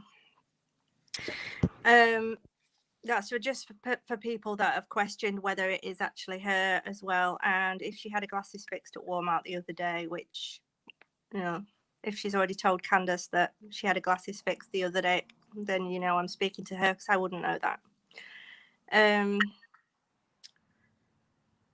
So I said to her, Candace, is he really all that religious? Hell no. Who called that one, you guys? How many of you in chat figured that out? Maybe that's why Candace sits there looking half asleep, because she's thinking, what the hell are we doing here right now? Good point. That's a good point. It's not because she's lazy. And actually, people have stopped showing up. There was only like 3 people there last time, and that was including the people praying and Candace and one other person, I believe. So it's weird. The community, and it seems like their church is not standing behind them anymore. We don't hear about them. Yeah, David Dotson has kind of disappeared, hasn't he? Yes, I think, that interview he gave, I think it suddenly went downhill after that interview. You haven't heard from him since. He was praying for kids and all that kind of stuff, and suddenly he's gone. I think he must have said something on that interview with Unmasked that they didn't like. Yes. I didn't think to ask that, to be honest. And I think like the church and the community, once Don started talking and like admitted to the things he had done in the past, you know, they just naturally kind of pulled away. They probably felt like they kind of had been hoodwinked in a way, you know. Here you're wanting to support this family and everything, but at the same time, especially if you have children, you're not going to just go hang out with them, you know. It's just there's just so many weird layers to the whole thing. And I often wonder, you know, how much of his past did Candace know? Did she know about what had happened with Jeannie and everything? Is that something that they had talked about? I don't think that they came out in their at their wedding when they were reciting their vows or anything. Right. I'm not sure. I'm not sure that was a topic of conversation ever. I've tried not to bring Jeannie up, to be honest, because I don't know anything about her, and I don't know, you know, what's gone on with her. I wouldn't know enough to even comment. Like, are we talking about Candace's sister? Or No, Dawn's stepsister, one of his victims. You know, I don't like, because I'm sure that she didn't know before they got married, and they never talked about it since they've been married. I mean, they've been together a long time, so I can imagine the shock and everything Candace would be feeling right now to hear him admit, yes, this is all true. Yeah. Emma, yeah, but you also got to think, was she molested also as a child? She may have some kind of, and who knows if she was or wasn't. I mean, it seems like there's a pattern of practice from both of their behaviors that could typically point to stuff like that. I'm sorry to interrupt, but it's just I think it's important to think about that. No, it's okay. Emma, Tiffany Marie in chat agrees with you. She said David Dotson outed in that interview with Unmasked that the doors were locked and not unlocked. He also discussed seeing the video of the boys at the swimming hole that day. He also caught so much heat for being a mortician. So I think it's probably true. They were probably angry about what he said coming out in that interview. Yeah, because he did when he mentioned the doors, and I think it kind of contradicted what they'd already said. It didn't look good, and you know he likes to have his hand up people's arse, basically, and to speak for them, doesn't he? He likes to. If you haven't seen Tiffany Marie's video where he was like "we" and then he changed it to "I" as he's driving. That's and you guys, I'm sure you're all subscribed to Tiffany Marie. If you're not, go over there. She's amazing. Yeah, Tiffany Marie's awesome. She's amazing, and she does this for the love, and she's just an excellent person. And I'm glad to be a part of a community with all you guys. And it's amazing how we can come together and get the word across. But she brought that important information to us, where we're going all hours and hours of video, like the cops, I'm sure, are going through hours and hours of interviews, and that's something they may have not even picked up. So I salute you, Tiffany Marie. That was amazing, great video. That it really helps us put a perspective on Don's thought process and how he's trying to tell the story. But again, he's not that perfect criminal. He's been in jail several times. You start taking advice from people in jail like it's a good idea, you're going to end up right where where you started. And I think he didn't think everything out, and he may not even be involved in this. Again, there's a chance that there was that third party, but a lot of the stuff that we're breaking into it has to do with behaviors of what could have possibly happened to lead up to this, and down to social media, and putting on 5 years old as a Facebook and as a TikTok star. And I thought they were portraying her with shaved head as a sick kid to get donations, to get likes, to get views, to whatever. Because if you watch her TikTok, you would never know if she was a sick little girl, a little boy, or whatever, unless she's wearing a dress or whatever. You could kind of visually see it. But who knows what's going on with what their plot and plan was with her. And I think that she's worth more alive than dead to them. So again, there could be another option, unless Summer stumbled onto something where she saw mom or dad do something wrong, and she was going to tell on dad, and then dad needed to get rid of it. Who knows? Especially with school starting, right? Yeah, definitely. Yeah, you start talking to adults that are in school, they have to report that. Yeah. I said to her, I don't get it. Your kid's missing, and all you're doing is sitting on all these channels, doing interviews, being on Facebook. Go look for your kid, man. And she said, right, I'm glad I'm not the only one that thinks that way. Yeah, I don't understand why Donald goes on all these interviews and he can't put up a freaking flyer. I mean, he blames everybody. Everybody's thrown under the bus. You know, everybody's fault except his. He's a good Christian. We all suck. You know, and he can't hang up a freaking flyer. He can't post anything about his daughter. He refers to her in the past. If he mentions her name, it's like once in a whole interview. It's mostly her, she. It's disgusting. Yeah. So we're back to the I didn't even ask her this question. We were talking about moonshine and I said I'd never heard of it and I was going to Google it. She was telling me to Google it, and then she said he claims he don't drink, but that's BS too. He drinks whiskey. Mm-hmm. And I said, and his eyes, you know, after seeing them in an interview, looked like he was on something. And she said, you've answered your own question. And yeah, that's when he went to go question all the drug dealers about Summer. He probably had to re-up his stash. And of course, I didn't even ask this question. I just said it looked like he'd taken something, and she said that. Yeah. And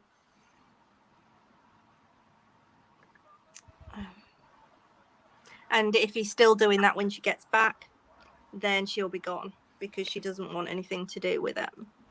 I'll be surprised if she returns home, actually. I don't think she wants to be there at all. Well, I mean, I think she wants to be there for Candace. Well, if Dawn goes to jail, she would love to have that whole house to herself. I'm sure, yeah, okay, yes. There's still a chance of that, and you just don't abandon a property within a marriage. If you abandon a property, then you can't come back either. And then she said this. Don't ask me which one. I didn't ask.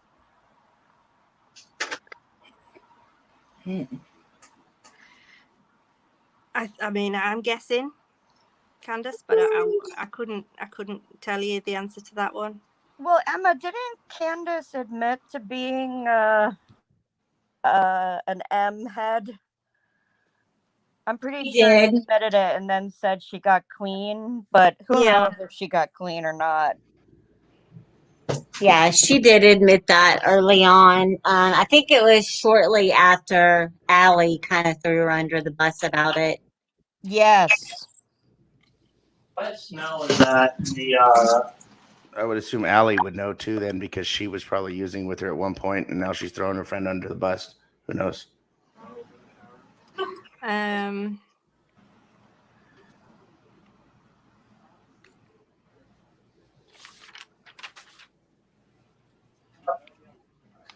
I said to her, look, you're a strong woman, Candace.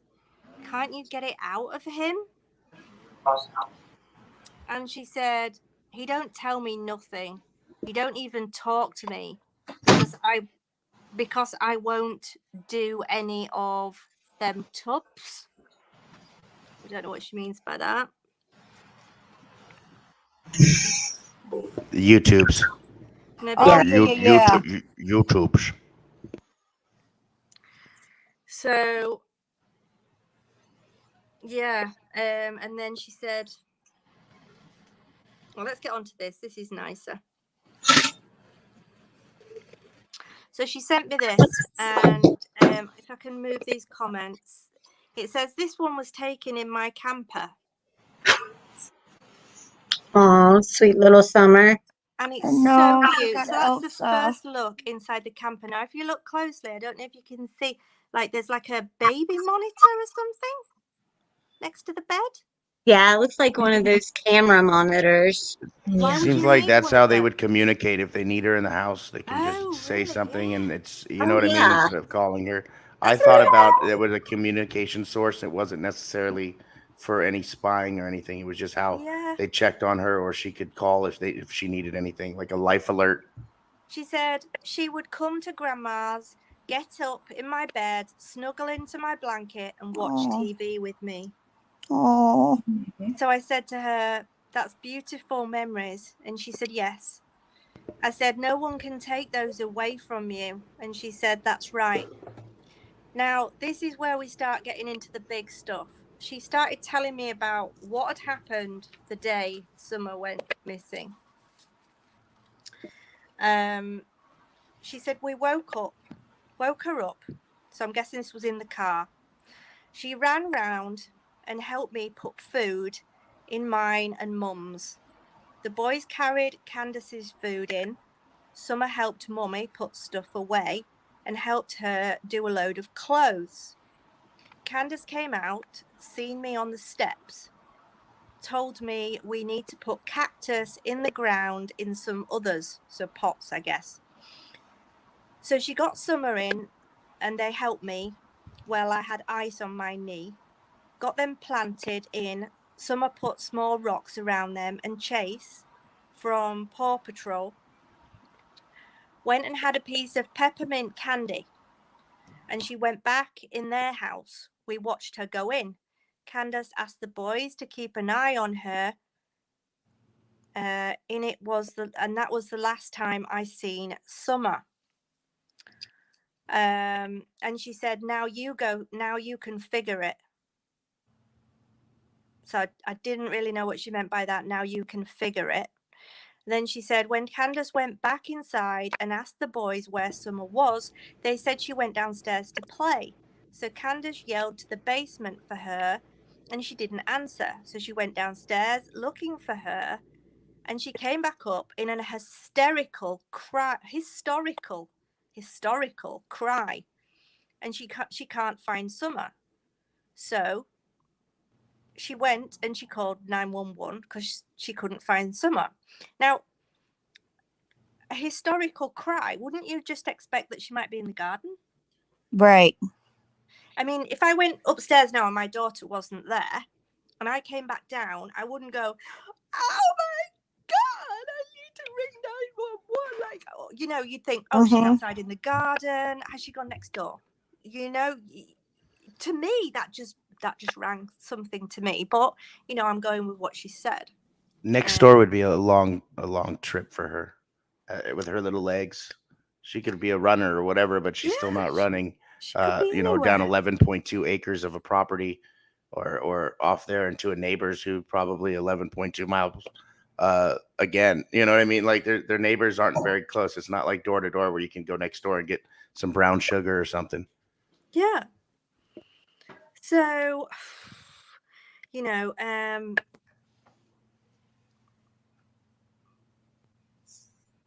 so I said to her, where are we? I think that's what happened, but I don't know for sure. So what can I do without Candace knowing? Is that another cryptic message? Right. I'm just looking now to see where that's come from because I just had to move forward slightly. It almost doesn't matter where it came from. You could read it and put it into text and into context. And again, this is like what she said, where she's like, I got to do what I have to do, even if it's wrong or whatever. I think this is the same kind of cryptic kind of message she's telling you. Well, I said to her, would someone really just come up onto your property? Who would do that? I said, the way Don is acting kind of makes him look guilty to me personally. Could it be Don? ?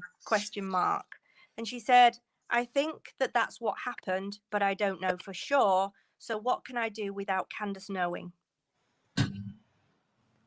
Wow. Does anybody think that the two Candace's stories sound very rehearsed? I mean, oh yeah, that's what I was just saying. That story, it's rehearsed. They're the only ones who haven't talked that much, though. They're the only ones who have talked a lot less than Don. So true. It's almost like Grandma Candy is kind of telling Emma here, something else could have happened, but I don't want to admit it to you. Yeah. Well, she's already said a few times something similar to that. I think so, but I can't prove it. You know, there's been a few like cryptic kind of messages. Now you work it out. And now when I've said to her, do you think it was Don? She says, I think that's what happened, but I don't know for sure. So what can I do without Candace knowing? You see how her answers are very indirect but direct at the same. They're double-edged swords. They're answers that are open-ended, where you Thank can you, almost Poppy. you can almost finish the sentence however you want to. Again, there's no periods or punctuations or even correct spellings to really put it into context. Maybe that's how her brain really thinks. I don't even know. Maybe she thought she told you something and she hasn't. Would be the other option. But she seems like she's a very witty person and she's on the ball. And I have to say, for her to have to reminisce about summer, and if she doesn't know, my heart goes out to her either way. I mean, because she had that little girl in her bed, and that's a memory that she loves, and we can't deny the fact that she loves Summer Wells. Right. Yeah, definitely. Yeah. And how much time would pass in between, like, your questions to her and when she would send the reply? Because for all we know, literally straight away, within seconds. It was like she had a phone in her hand constantly. She just replied straight away. She could also, like, be on one phone talking to you and then, communicating with Candace at the same time. Maybe that's why they haven't spoken out a lot, is because if you don't say anything at all, then there's a very low chance that you're going to say the wrong thing. I said to her, this was one of my theories. I said, maybe she was put in the shed at the bottom of the garden. There's been a lot of speculation about the bottom of the garden. Maybe she was put in the garden, in the shed at the bottom of the garden, and somebody took her from there, and that's why he checked it. Her answer to that was, that could be true. I know, I just don't know what to think. That just seems so odd with that house being like 800 square feet on a top of a hill, one entry in, one entry out. I think that would be what happened. That just seems. Is this Candace speaking through her mom to you? Maybe. Do you think her mom's talked to her and been like, "Hey, I just wanted to bring this up. Has this person been contacting you too, or yada yada yada?" I mean, there had to have been something in her mind. I mean, because Emma, you've been sweet, and you've been more than friendly, and you were very, there for her feelings, and you never did anything or overstepped your boundaries. She gave you everything that she wanted to. I'm just wondering, would she cover for her daughter? Is she trying to figure a way out for her daughter? Because my mom used to say, "What did they say you did?" rather than "What did you do?" You know what I mean? It's one of those kind of things where you got to think, is she just protecting her own, and that's what she cares about, and on any aspect or facade that she has to do, she will do. Or is she being coached? What she can and can't say by even the police? Who knows? I mean, we haven't heard anything about her even doing a lie detector test, have we? Not that I've heard. No. I mean, I would have thought she would have done if she was one of the last people there. Well, you would think, but again, I should have asked her that, to be honest. You would think that's how it goes, but you would also think that if your kid goes missing, that you would get your police report right away to see what was saying and how you could, maybe tell them, no, you have it wrong there, or hey, this is what's going on. You would think that parents would know to get a police report and not have to be told by a bunch of YouTubers. Right, and Don hung out at the police station for that first few days, according to him, because he just couldn't sit at home. He needed to know what was going on. He was probably doing the drywall on his new cell. I said to her, can you get Candace to grill him and see what he says? She said she tried that and it backfired on her. He plays mind games with her, and with her bipolar, she's standing by him. So I don't know.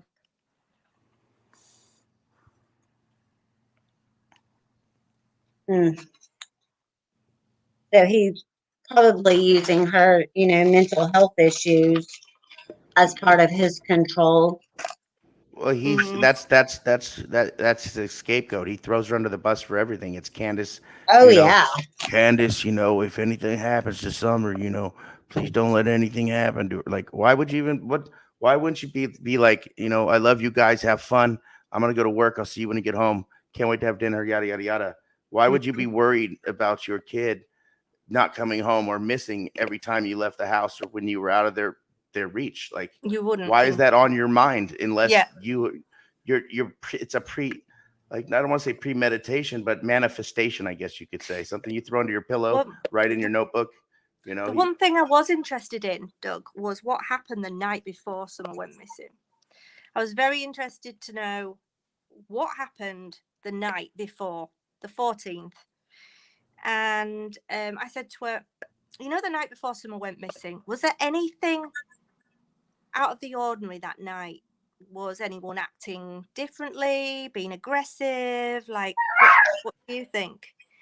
And she said, he got mad because she had a drink, but she put him in his place and I went home. So there you go. Well, he said that he gets angry when she drinks. He said she smokes Mary Jane and drinks, and he said that's it. When she starts doing that, I have to babysit her, and then all of a sudden it's lights out for Candace for the night. So, but what is he doing while she's drinking and smoking? What is he doing? Talking to 17-year-old girls in the UK. Oh gosh. I don't mean to be Captain Obvious, and but drinking and smoking. Probably he just really thinks he can handle it better or something. Probably. I asked about that. So then I asked if, you know, if he'd ever cheated on her, and the answer was he cheated on her before. And I didn't ask for details. I just kind of, that was enough. Did you ask her if Hunter ever made it to their house on the 15th, and did he lie about that, or what's going on with that? Because I have a hard time thinking that anything that comes from Allie's side and Hunter's side, again, that's a premeditated situation. It seems you're gonna have to make of that what you. I've only got a few pages left. Right, it's one of the last ones. Here we go. Let me get it.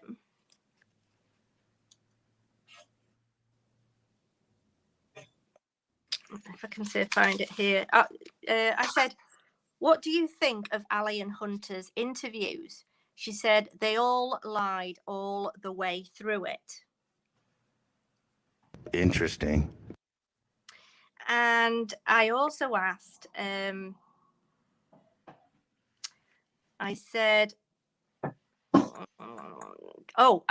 did they come back to the house?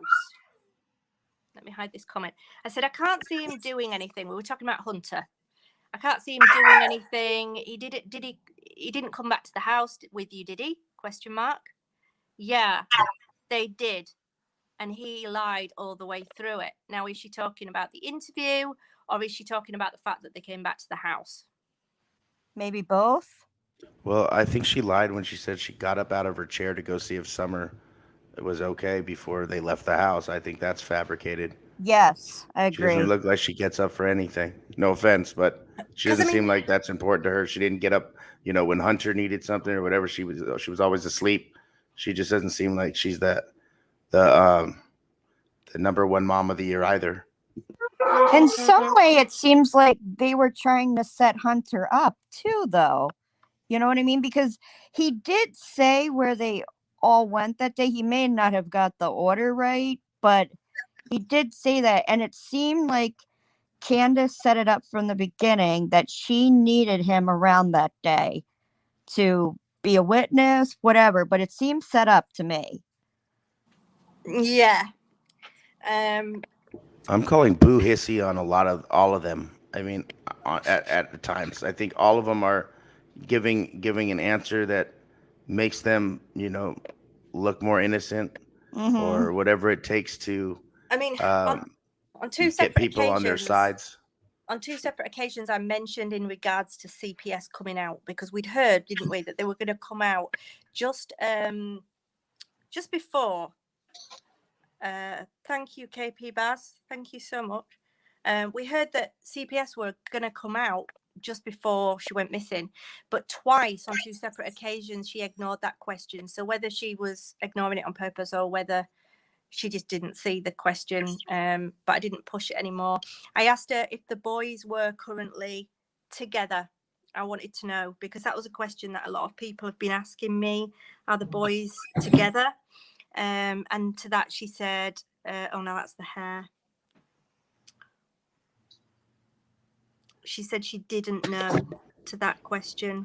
She wasn't sure. Even with the extent of this case, Emma, that this doesn't prevent them from getting their kids back if they do everything they're supposed to. You know what I'm saying? Even with a case of a missing or deceased child does not mean that they don't have a chance to have their kids or whatever.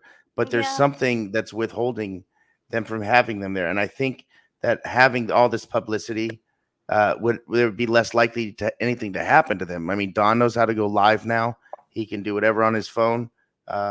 His family's not in any danger. I think they'd be safer at their home base and being able to play their video games and have their own clothes and have their own sleeping spots. I think these kids are being tortured not being home. Yeah. Right. So I'd asked her if the boys were together. She'd said that she didn't know, which I thought was strange. I thought you would know that question, so maybe she just didn't want to answer it. There was some comment about a gag order, so whether that was the reason why she didn't want to answer that. I said to her, what was the last thing that you remember Summer saying to you? And the last thing she said was, I love you, Grandma. Which is, I think, under that comment, so you might not be able to see it. I love you, Grandma. I then started asking her some questions regarding little bits and bobs to do with that day, you know, in the car that day, because I wanted to know a few bits of information from that. Let me get it up. Now, she said this to me. I didn't really understand what she meant by this, so maybe you might know. I didn't understand this one. She said she works, Candace, works for his boss. So she can't take off. So he can't take off and go wherever he wants. I think it's funny. Is that referring to Candace going to work with Donald? Must be. Yeah. So I said, I didn't know Candace worked. And she said she didn't. She said she had to make some money of her own.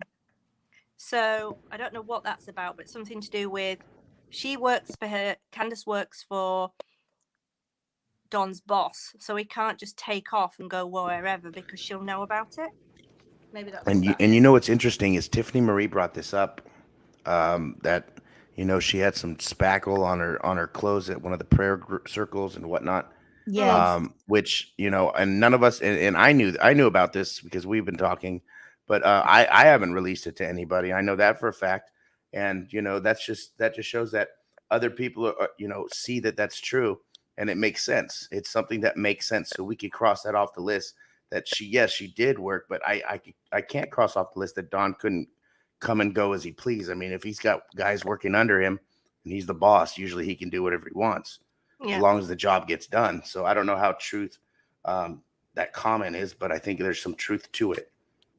Now, I think it was Tiffany Marie made a video and I was watching it, and I think it was to do with the car and them driving home that day, from the shops.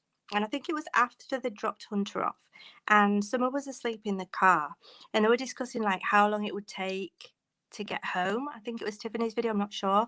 So I asked her, I said, what time did you get home from the shops? And she said about an hour and a half after that video. That's interesting. Because I thought that video was from just around the corner. Mm-hmm. Candace said it was 5 minutes away. So although she uses 5 minutes a lot. Let me put it up. There. So I said, what time did you get home from the shops? ? Well, it was about an hour and a half after that video was shot. So I said, were you there when that video was shot of Summer asleep in the car? Emma, if that's true, right? That means they're not getting home until close to 4:30, which is making the window of time for Summer to disappear. It's getting crazier because they're unloading groceries, sorting them out, doing a load of laundry. She's playing on the floor with her toys at one point. Then they go plant the cacti, and then she goes back in the house. The time is getting shorter and shorter then for her to disappear. I was shocked when she said an hour and a half after that video, because I thought that was taking like down the road. And then she said she was there in the car, which is what we assumed, because I put a video out saying, oh, it was Gran that was speaking on the video with Candace, and everybody was saying, no, that's Hunter's voice.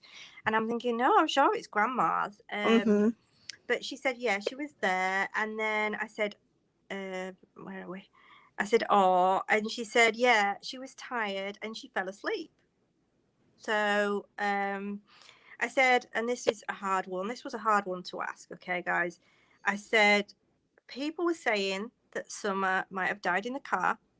First, it was a head injury, and then it was heat exhaustion. To that, she said, that's crazy. So I said, then we were talking about her head. I asked her, I thought, wow, she's really chatty. I think she'd had some moonshine. Yeah. Or whatever it is.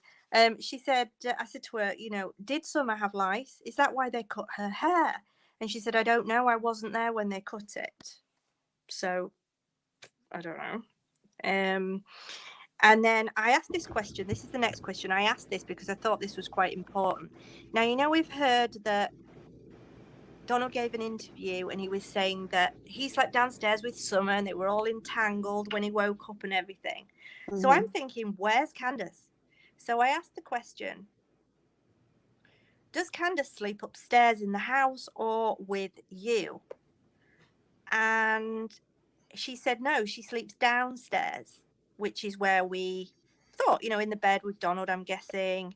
So maybe she sleeps with Donald and baby, you know? Yeah, Summer was in between them most of the time, which kind of is a telltale sign of their relationship too. You know, because at 5, yeah, as much as I love my kids, they could come in the morning, but they had to learn that they needed to love their own bed and get accustomed to that and things of that nature. So, you know, of course, we would give some leeway. Certain weekends they could stay in the bed longer. We would want them to sleep in bed with us, you know, one night or whatever. You know, there's exceptions to that rule, but at that age, you're grooming them to, you know, especially be a young little girl, and she They're doesn't not need going to grow up. They get their habit forming, especially my little girl. To be honest with you, I think there's maybe a very, very, very slight little bit of autism or something going on, only mild. And Tiffany said that video was taken at 3:09 p.m. I don't know if you can read that in the chat. It's going fast, but I just wanted to say that. So then she also said Summer went missing at 6:26. Yeah, the 911 call was at 6:23 p.m. Now we know from Chris McDonough, he got the information. Search and rescue were en route at 7:03 p.m. Chris said there's 40 minutes we need to account for in that situation. That's exactly how long it takes Dawn to get home from work, 40 minutes. Yeah, and his last statement, he said that he got home in 25 minutes, which I think is bananas. I mapped it out. It's 22 miles, and there's a lot of terrain, and unless there's no traffic and it's, you know, no cops, and you're going 90 or 75 or 80 maybe, but you mean you're only taking, what, 3 or 4 minutes off your trip time if you're going 10 miles over the speed limit, I think it is, depending on what it is. So I don't know the mathematics behind that. I know I read that. So it just there's the missing pieces, you know, the travel, you know, and so how long did you get that it would take him to get home then? It showed anywhere from 38 to 44 minutes going from the Meadows in Jonesboro to 110 Ben Hill Road. But again, you know, he'd have to get out, open the gate, go up the driveway. You know, you also got to take that into account. That's a couple of minutes. But remember, he didn't go home first. He went to the shed, which is interesting. Why did he go to the shed, you guys? Unless you got to drop your tools off. I mean, because his tools are his life or whatever. Remember? I wouldn't. That's more important than his daughter missing. Well, he's not searching either. So it obviously anything's more important than his daughter. That is nuts to me. That wouldn't your first instinct be to go home? Apparently he passed law enforcement on his way to the shed, which in the beginning of his story, he said, no, I beat law enforcement there. But we found out that there was a car parked at the bottom of the driveway and they watched him go by to the shed. What I keep thinking there's something with that shed. Something just doesn't seem It's right. another red truck. It's another scream. It's just another way to misdirect people. It's like a magic trick. It's misdirection. Just like when he went down and took the trip and showed on camera where he went into where all the traffic comes, where obviously we would go opposite where whatever Don says. So I'm sure that he would have gone the way where there's no traffic. Why would he go into traffic? It just doesn't make sense to me. That video proved nothing to me because right. He could have cleaned up the shed. He could have taken whatever he had in there that day. We don't know what happened on that day. He deflects a lot. I don't know what he was trying to prove. They keep drawing attention to the shed, Exactly. That shed, there's something going on there, you guys. I bet you probably both sheds. Summer's 3 to 30 miles away from there. Whoever did this, planned it. Yes. This was planned. It's a hell of a magic trick. Remember when Donald had the interview with Chris McDonough on the phone? He said he believed he got home at 5:30. And I had a thought because Donald said he was working in a house that day by himself. And he only claims to have spoken to his boss, like real quick for his boss to like jab him and make fun of him for bringing the nice car to work. And he had a conversation with a coworker for 30 to 40 minutes. What if he actually came home at 5:30 and then he left and then came back again? I've been thinking, because he kept saying, I'm sure I was home at 5:30. Maybe he didn't go all the way back to work either. Mm-hmm. Nobody would know that he slipped out because they're working on other houses in the development. And his kids are playing video games in the house where they can't get in and out. Yes. Right? Yes. Right. Possible. That's what he said. And no offense, Doug, but like men aren't the best at noticing times. The coworker that said, yeah, he saw him that day. I think it really depends. It could have been in the morning. See, early is on time is late is unacceptable to me. And I've grown up like that, and that's what I do with my business. That's how I run my life, things like that. So to some, men are more careless. When we build IKEA furniture, we have extra thimbles and screws left over, and we just throw them away and just think that we should have extra ones when we shouldn't. We don't read instructions, we don't do that kind of stuff. Line of work where like you literally keep track of time all day, appointments, things like that. They work in construction, so they probably they have a time frame of when they need to get the job done. They're not on a time frame of how much you need to get done today, right?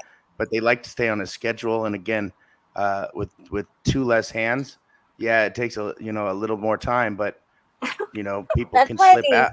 People can slip out. These phone records are so important, because they will show where they've been. And it could be that they have the phone records back, but they don't want to release any of that information because they need just that one piece of evidence to tie some stuff together. That's what they're waiting on. They don't want to scare anybody off either. What?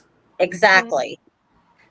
Which Candace is lying then? Is it the mom Candace? Because she says they got home 5 minutes after that 3:09 video. Or is it Grandma Candy who's saying that was an hour and a half later? But like Tiffany said, is that video, is she talking about, did Candace Hara think that we were talking about the video that she took at the swimming hole? Do we know what time the swimming hole video was done? Do we know the time? Because she might think I meant that one. I mean, we know the time when she went to Walgreens and my thing with this is when you have a prescription, it's 30 minutes or less, right? Typically they'll film mine on the spot and I'll wait 5 minutes and go.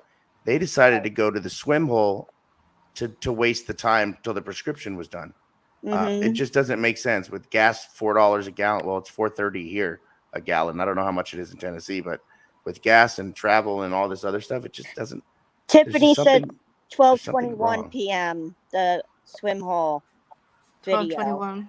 And Chris Yes, the McDonough time said frame that they doesn't. were at Walgreens picking up the prescription at 1:30, like around there, 1:33, I believe it was.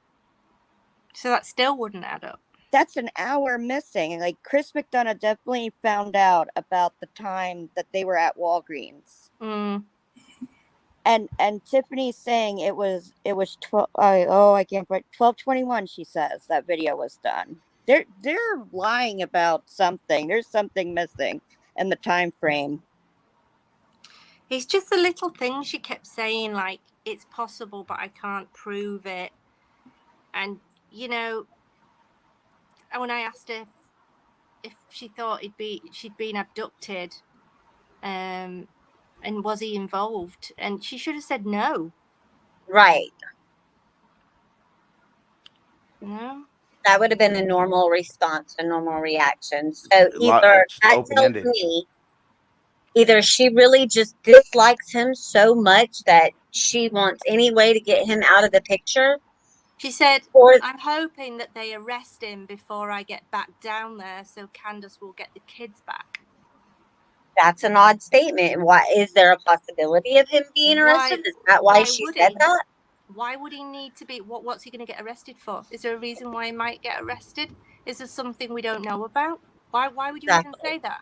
Or maybe she's talking about Utah and Jeannie and things like that. Maybe. Tiffany said, I think Candy was talking about the truck video.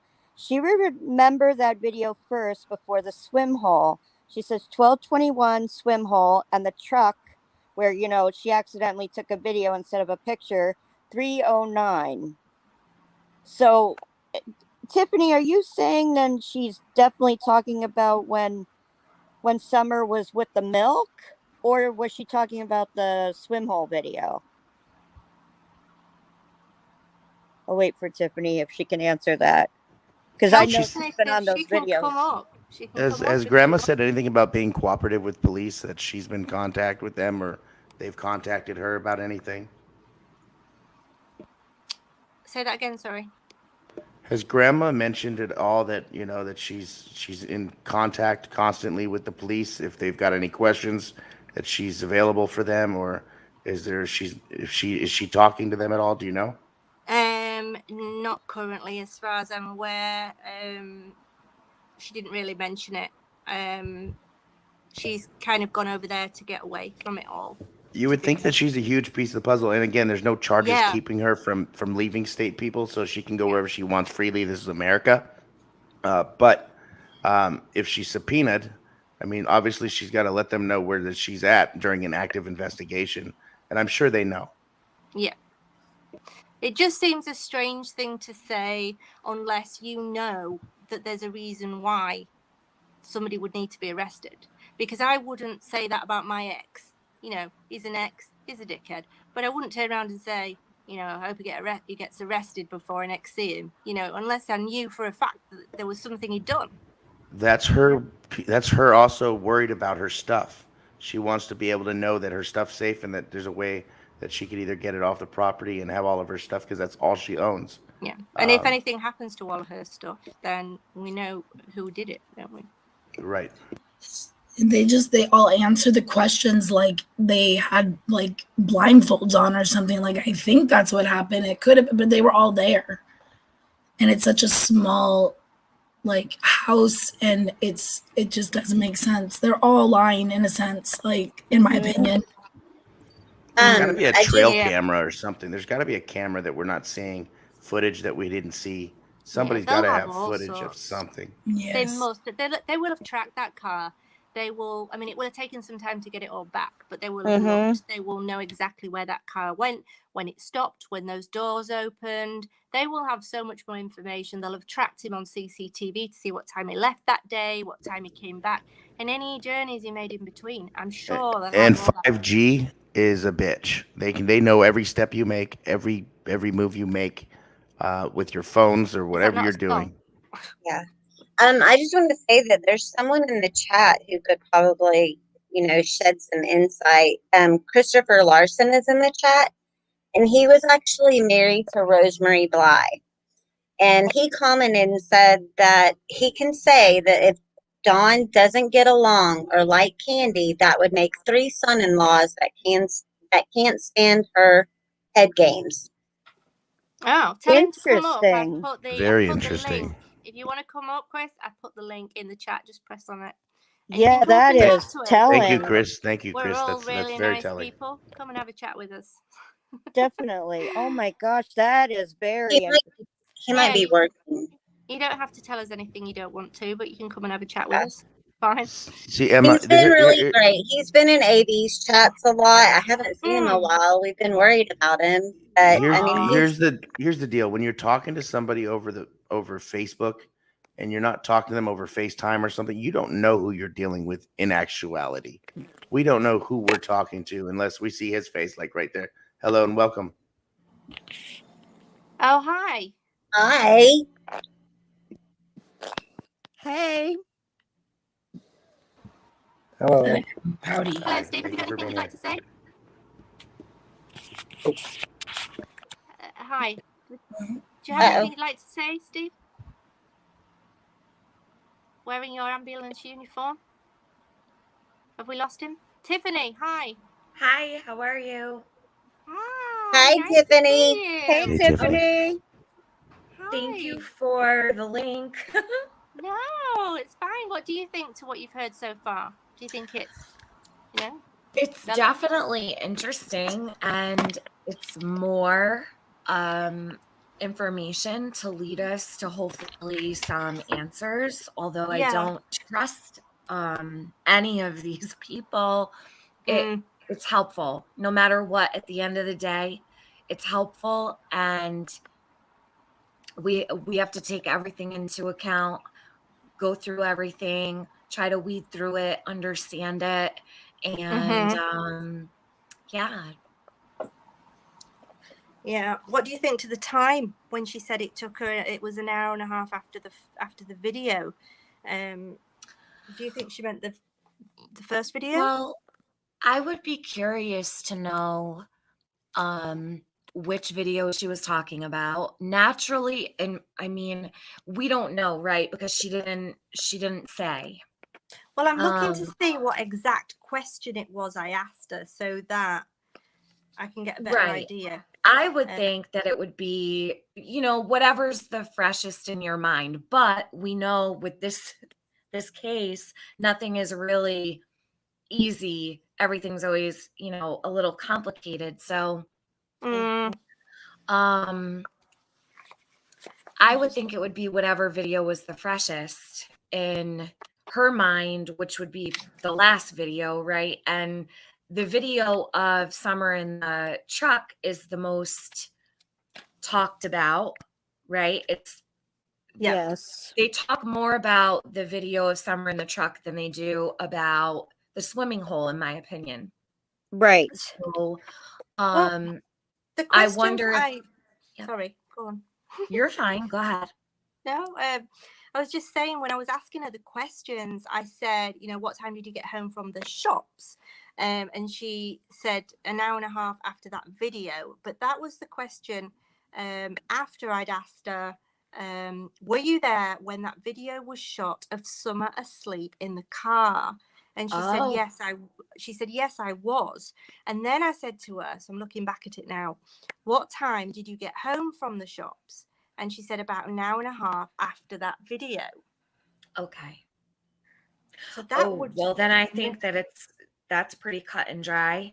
Then it sounds like she's talking about the video in the car. So that's interesting. An hour and a half later would have put them towards 5 o'clock. So when did they have time to do laundry, carry in all the groceries? Exactly. Separate the groceries, right? Because plant the cactus. Candace had said that she had to go in, the boys helped her, they brought the groceries in, and that they separated Grandma's groceries, and then they bring Grandma's groceries over to the trailer, and then they wanted to plant the flowers. Summer got candy, washed her hands, and then poof, 6:26, there's a phone call going into Hawkins County reporting some are missing. So that's not a lot of time. And it actually gives us finally, if it's true, which, like I said, I take everything with a grain of salt. We don't know. Yeah. But it narrows down that time frame that we've been wondering what happened between 3:09 and 6:30. Now Mimi, the laundry just came up a couple days ago. Now we found out that Candace did some laundry with Summer. But now we've got a much shortened time frame, which is very interesting. Which makes me think, did she disappear before they even got home? And are they trying to fill the gaps now in the time frame with certain things? Because is what I'm seeing. you were here, Tiffany, when I actually read out what Candace said in her statement regarding what exactly happened that day from the moment they got home. It basically read exactly how the statement read in the news, exactly how Candace's and Don's statement read regarding what happened. You know, it was just like, it was almost like written the same, like all three of them have written it out. That seems to be the only statement that stays the same. I just think it's so bizarre how all of their accounts of this day are quite different, and it is frustrating, but somewhere in between all of this is the truth. Yes. And that's what we're trying to get. We and need to figure out what that is. Yeah. And we're all coming together. And you know, it's great. I really appreciate you all coming here tonight to talk on this channel. Thank you so much for having us. There's not enough of this. I've never talked to you, Emma. Yes, thank you so much. Sorry about my voice. It's all right, Amzi. It's so nice because there's not enough of this. You know, if more channels came together, like you and AB, and you know, a few people do it, but not enough people just all come together and put their opinions together. And we're not here saying this happened, that happened. Right. It makes a hell of a think tank, doesn't it? It gives a great option for all of us to look into everything that everyone's looking into. Even all you commenters, you guys are just as important as creators. Yes. Oh my gosh, the chat saves me sometimes. I'll look down and there it is. Exactly what I'm looking for. Someone will be in the chat. You know, Summer has a family online, and it's quite a large family, and it's quite amazing. Whether we all agree with one another or think the same doesn't quite matter. We're all here for the same reason. We don't have to agree, actually. That's what's best about it, because there's a reason why we're coming up with this scenario. And it needs other people's great conversation. Even when, you know, when people disagree, or you can bounce these thoughts off one another. And while Doug, I completely disagreed with you on something and we had a conversation about it, it's going to give us more to discuss, and it's going to give us, I think you end up closer to answers when you meet somewhere in the middle of what I think and what you think, right? Yeah. It gives me a few extra times to say show. So I enjoy that too. I think we can all agree that we want Summer to be found. Summer is out there somewhere, and she is. We need to find this little girl. She can't just disappear into thin air. She's out there somewhere. No. And that's where we all are. I think we can all agree that we need to bring this little girl home in one way or another and get justice for her. Oh, thanks, Cynthia. Where did Chasing Justice go? I'm here. Yeah. Oh, you're here. Okay. I had to switch to my computer because my phone we're getting a bad storm. So the wind was, we're in the path of that bad storm coming. So. But, very interesting with the comments that you got out of Candy Herb. Wow, Emma, great job. Definitely Yes, great job. because nobody's been able to do it so far. And even though she didn't say much, she said a lot. Well, to be honest with you, I feel really bad. And a few people have asked me this in the comment section, and I've not answered this question yet. Have I got permission to share these messages? No, I haven't. And I've spent a week talking to this lady, and initially I did it for all the reasons that you would want to do it. And as I started talking to this lady, the more I thought, wow, she's a really nice person. She's a really lovely person. And I was laughing with her. She was saying good night to me. She was saying good morning to me every day. And I feel bad coming on here. And do you know, I've spent all day wondering if I should do this. And I've said to myself, Emma, this is about summer. That's right. That's right. Exactly. And Don, Exactly. and you know, Doug has constantly reminded me today, Emma, this is about summer. And I didn't want to do it, to be honest. I think you've done a wonderful job, and what you've done is you've closed a gap for us in the story that we needed, a gap closure. She was the only one that we'd not heard anything from. But I think I spoke to her for longer than I should have done. I think maybe if I'd have spoken to her for a couple of days, I actually started to really like this lady. Don't beat yourself up over it. Okay, there's nothing that was damning in there for her. There's nothing that I saw that it's not like she was divulging her deepest, darkest secrets to you and you exposed them or anything like that. And I guarantee you, Candy knows that whoever she talks to, there's a chance it might end up somewhere. So I wouldn't be hard on yourself for it. At the end of the day, you're right. It is about summer, and that's all that matters. So please don't. And at the end of the day, she could be at the end of the day, she could be a suspect as well. That's right. Well, at the end of the day, she is a suspect. Well, yeah, you know what I mean. Yeah. I mean, she didn't go. Somebody, but I mean, you still don't know what's going on. I mean, you can like somebody, don't you, and think they're a nice person, but still, I mean, they still could be hiding something for someone. And but the longer it went on, the less I wanted to do it. And if it wasn't for Doug saying, "Look, Emma, you know, this isn't about Candace. This is about summer and trying to get some information together." So, you know, but yeah, I've done it now. So she's seen enough go on with social media and people talking that she went into messaging with you knowing that it was a possibility. And I think she wanted, like, she wouldn't have talked if she didn't want to.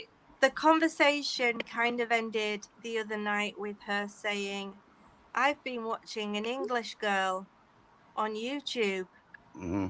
And I said, oh, that's nice. And she said, she's called Crime Stories. And I nearly fell off the chair. And then she said, she's live right now. So I thought, live right now? Is she like, what does she mean by that? Must be another cryptic message. Yeah, and I thought, oh, God. And then I haven't really messaged her since because I just felt bad. Emma, what you did was courageous because you got information out of her that nobody has been able to get. And the more information we get, the more we can get closer to finding where Summer is. You did an amazing, amazing job.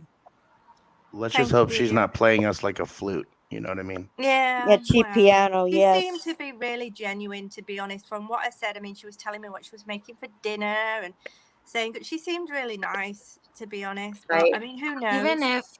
Even if she was playing anybody, there's nothing that we wouldn't expect, right? Anything that was written in those messages there's nothing that she could have pulled the wool over anyone's eyes or anything like that. My question is, and reading what she wrote and her concerns about Don, I would try to be very less critical of Candy Hare while I'm up here. I want to respect your panel.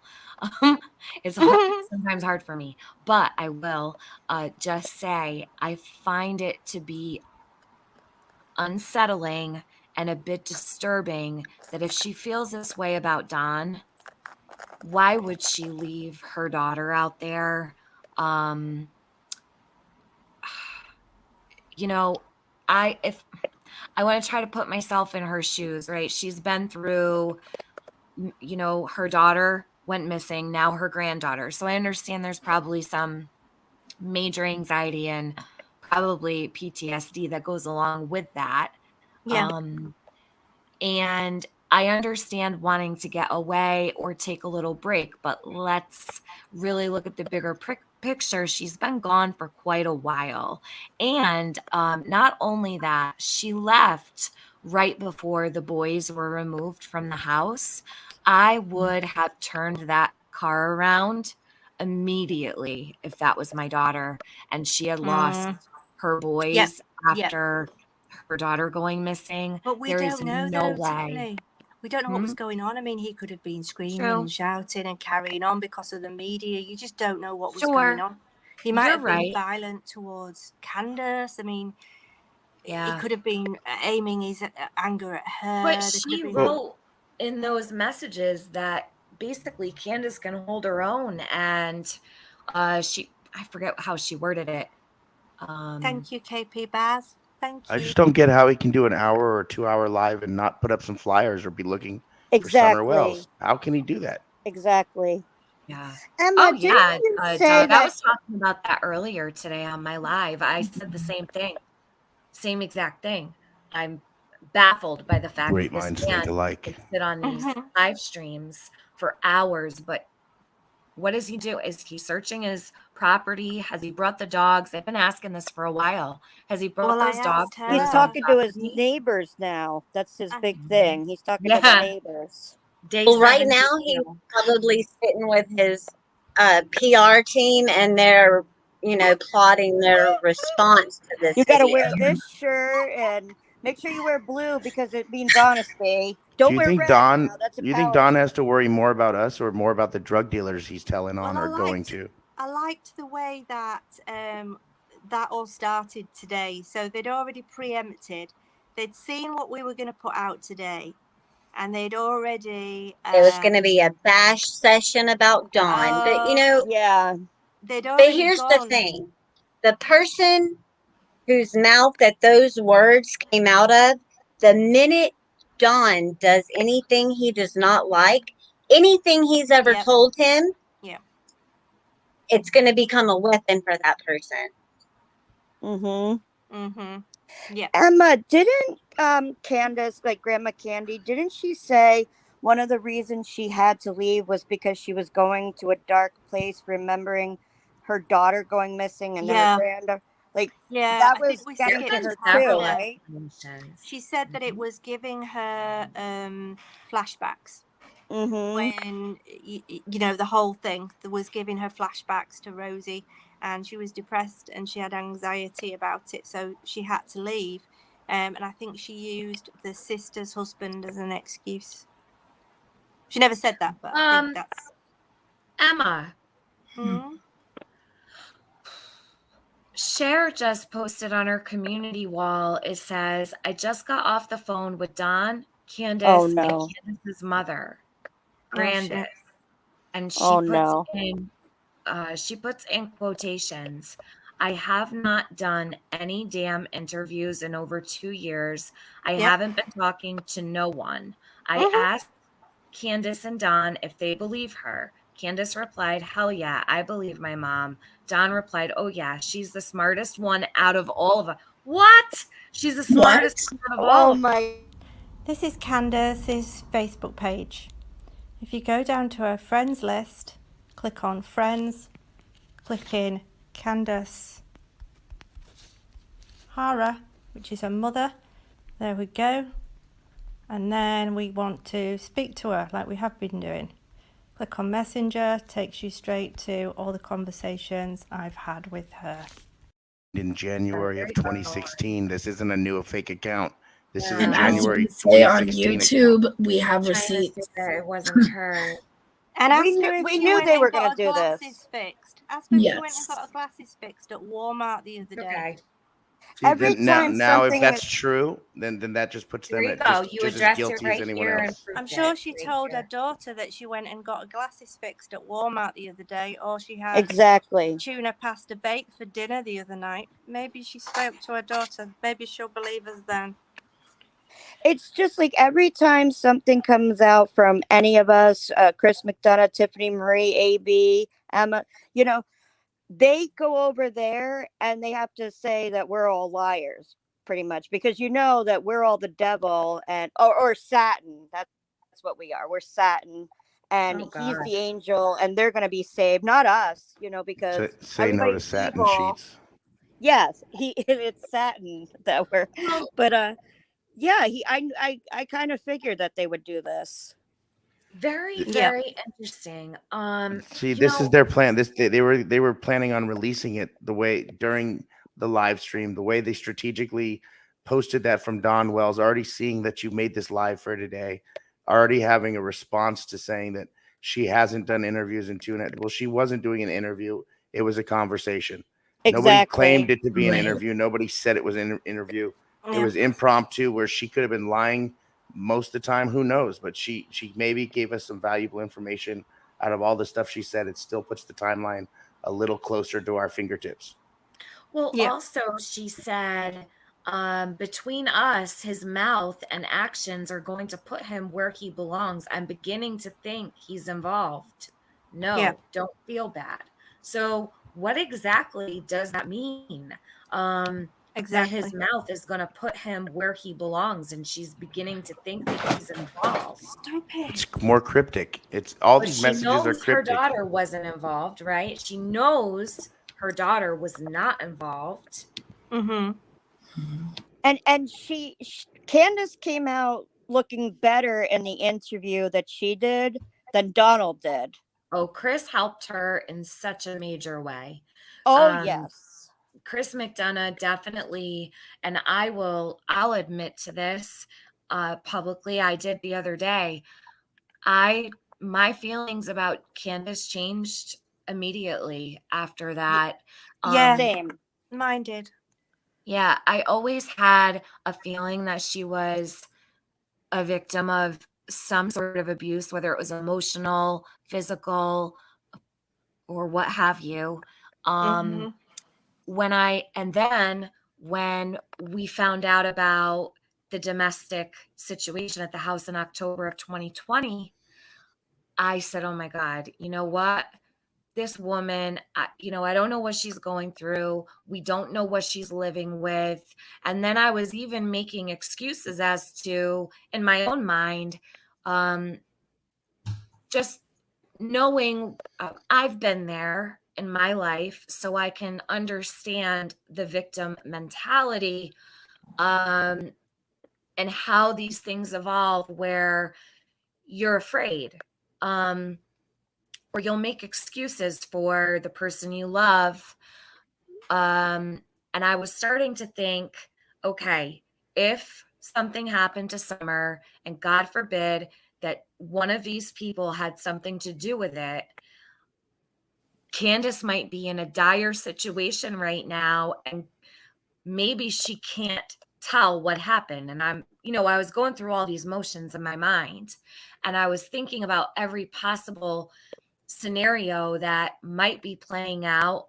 And even when the Rose Meyer situation had happened and Rose Meyer had taken to Facebook and said that Candace was in an abusive relationship and etc., people got upset and said that people were reaching out to her, reaching out to Candace, and she did not want these messages, that people were saying she was abused and she wasn't. But that came from Rose Meyer, who is friends with Candy Harrer.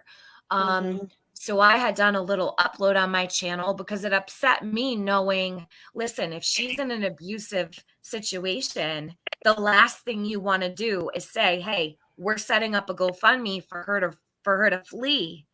That's the most dangerous time for anyone in an abusive relationship, is when they're leaving. So that was really upsetting. And I did take a stand, even in that moment in time, for Candace and for her safety, because that's dangerous. First of all, I will always have the back of a woman who is being abused in any way, shape, or form. But secondly, absolutely, Tiffany, we need all these people alive. Yeah. I'm sorry, it's the truth. Agree. So the last thing you want to see is something horrible take place. And that's where I don't understand the psychology behind Candy, because I would think, I don't have a daughter, I have a son, but I cannot imagine leaving my daughter up on a hill out in the middle of nowhere with a deranged man who's abusive, right? And Candy has explained this to you. It's just such a strange set of circumstances. The whole entire situation is odd. There had to be something going on. I just don't understand how Voices Behind the Wells, or the Shares, if they're taking on the Wells last name now, the Share Wells. I don't know what the deal is, but I mean, can they be getting too close to suspects?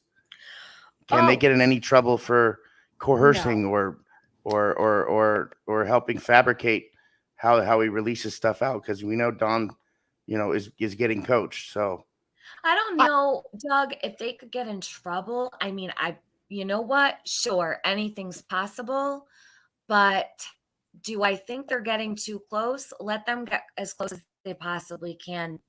You know what? I appreciate what they're doing right now.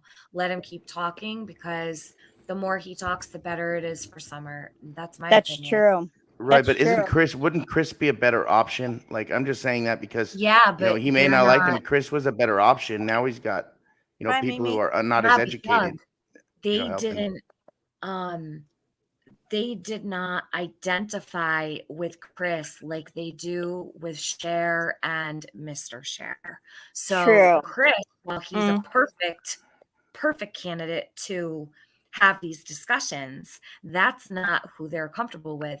Don said, I don't feel comfortable talking to anybody unless I'm with you guys, right? Right. He was avoiding Chris like the plague. That's because Chris will figure him out. Because Chris can read him. That's right. Chris reads his behavior, and I think Donald's scared of him. I think they hoped, didn't they, that they could invite him up, befriend him, a bit like he's done with that other channel. Oh, friendly, hi, I'm Don, I'm religious, and all this kind of stuff. And it would all go in his favor. But as I said earlier on in this channel, detectives don't make friends with people. Exactly. They look at all sides, they're taking all the evidence, and then they try and work out what went on. They don't befriend people. I hate that they cut him off when he tries. He keeps wanting to add on, but they are acting as a management team, because they'll shut him up. Like, they're like, no, maybe you shouldn't say that. And when they have a pre-recorded video, it's heavily edited.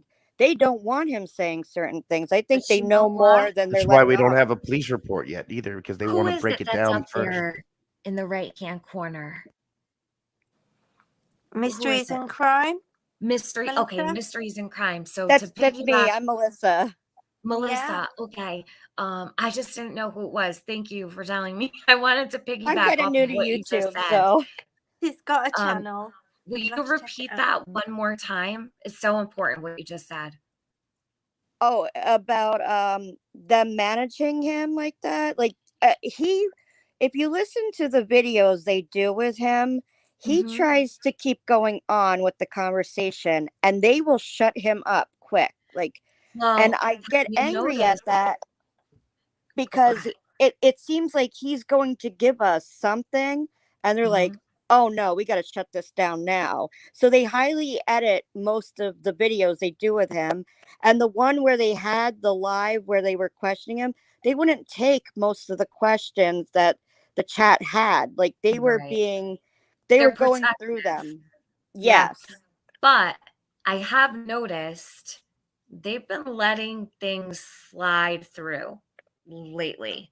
There's things here and there that they could absolutely have edited out that they haven't, but I love when they get them on a live stream.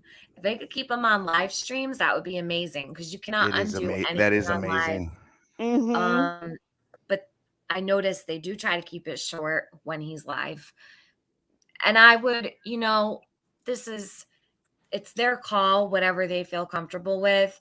But I don't particularly agree with editing anything. I think that if they're editing things out, that all needs to be sent to the TBI. You can't control a narrative if you edit things out. Whatever, whatever they're editing out, I would hope that if they're in it for Summer and they care about Summer and it's not about Don for them and it's about Summer for them, they will be sending anything that comes out in any of these interviews with Don to the TBI immediately.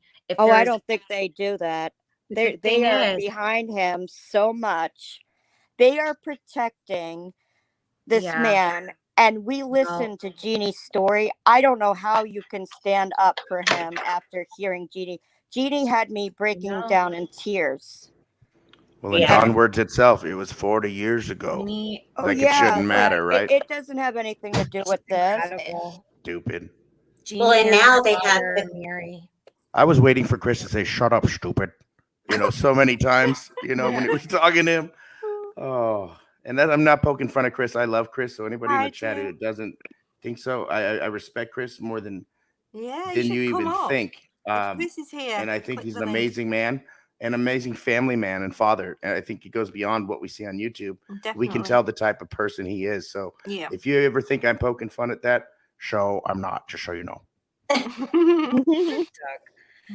Well, so Emma, I'm gonna go because I have to cook dinner, but I seriously thank you for inviting me up. I wanted to talk about that video. The one, so I think it would be a definitive, right? Can you say one more time what your question was with her reply so that we're clear on it? So you specifically asked about the truck video, right? Yeah, I said, where were you when the video was shot of Summer asleep in the car? Yeah, I was there. And what time did you get home from the shops? About an hour and a half after that video. Oh my God. And I said, oh, and she said she was tired and fell asleep. And that's when I said, people questioning whether something happened and she died of heat exhaustion or head injury in the car. And she said, that's crazy.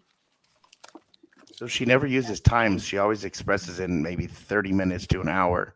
You know what I mean? So it kind of leaves it up to what kind of time frame it actually is. Or so, all right.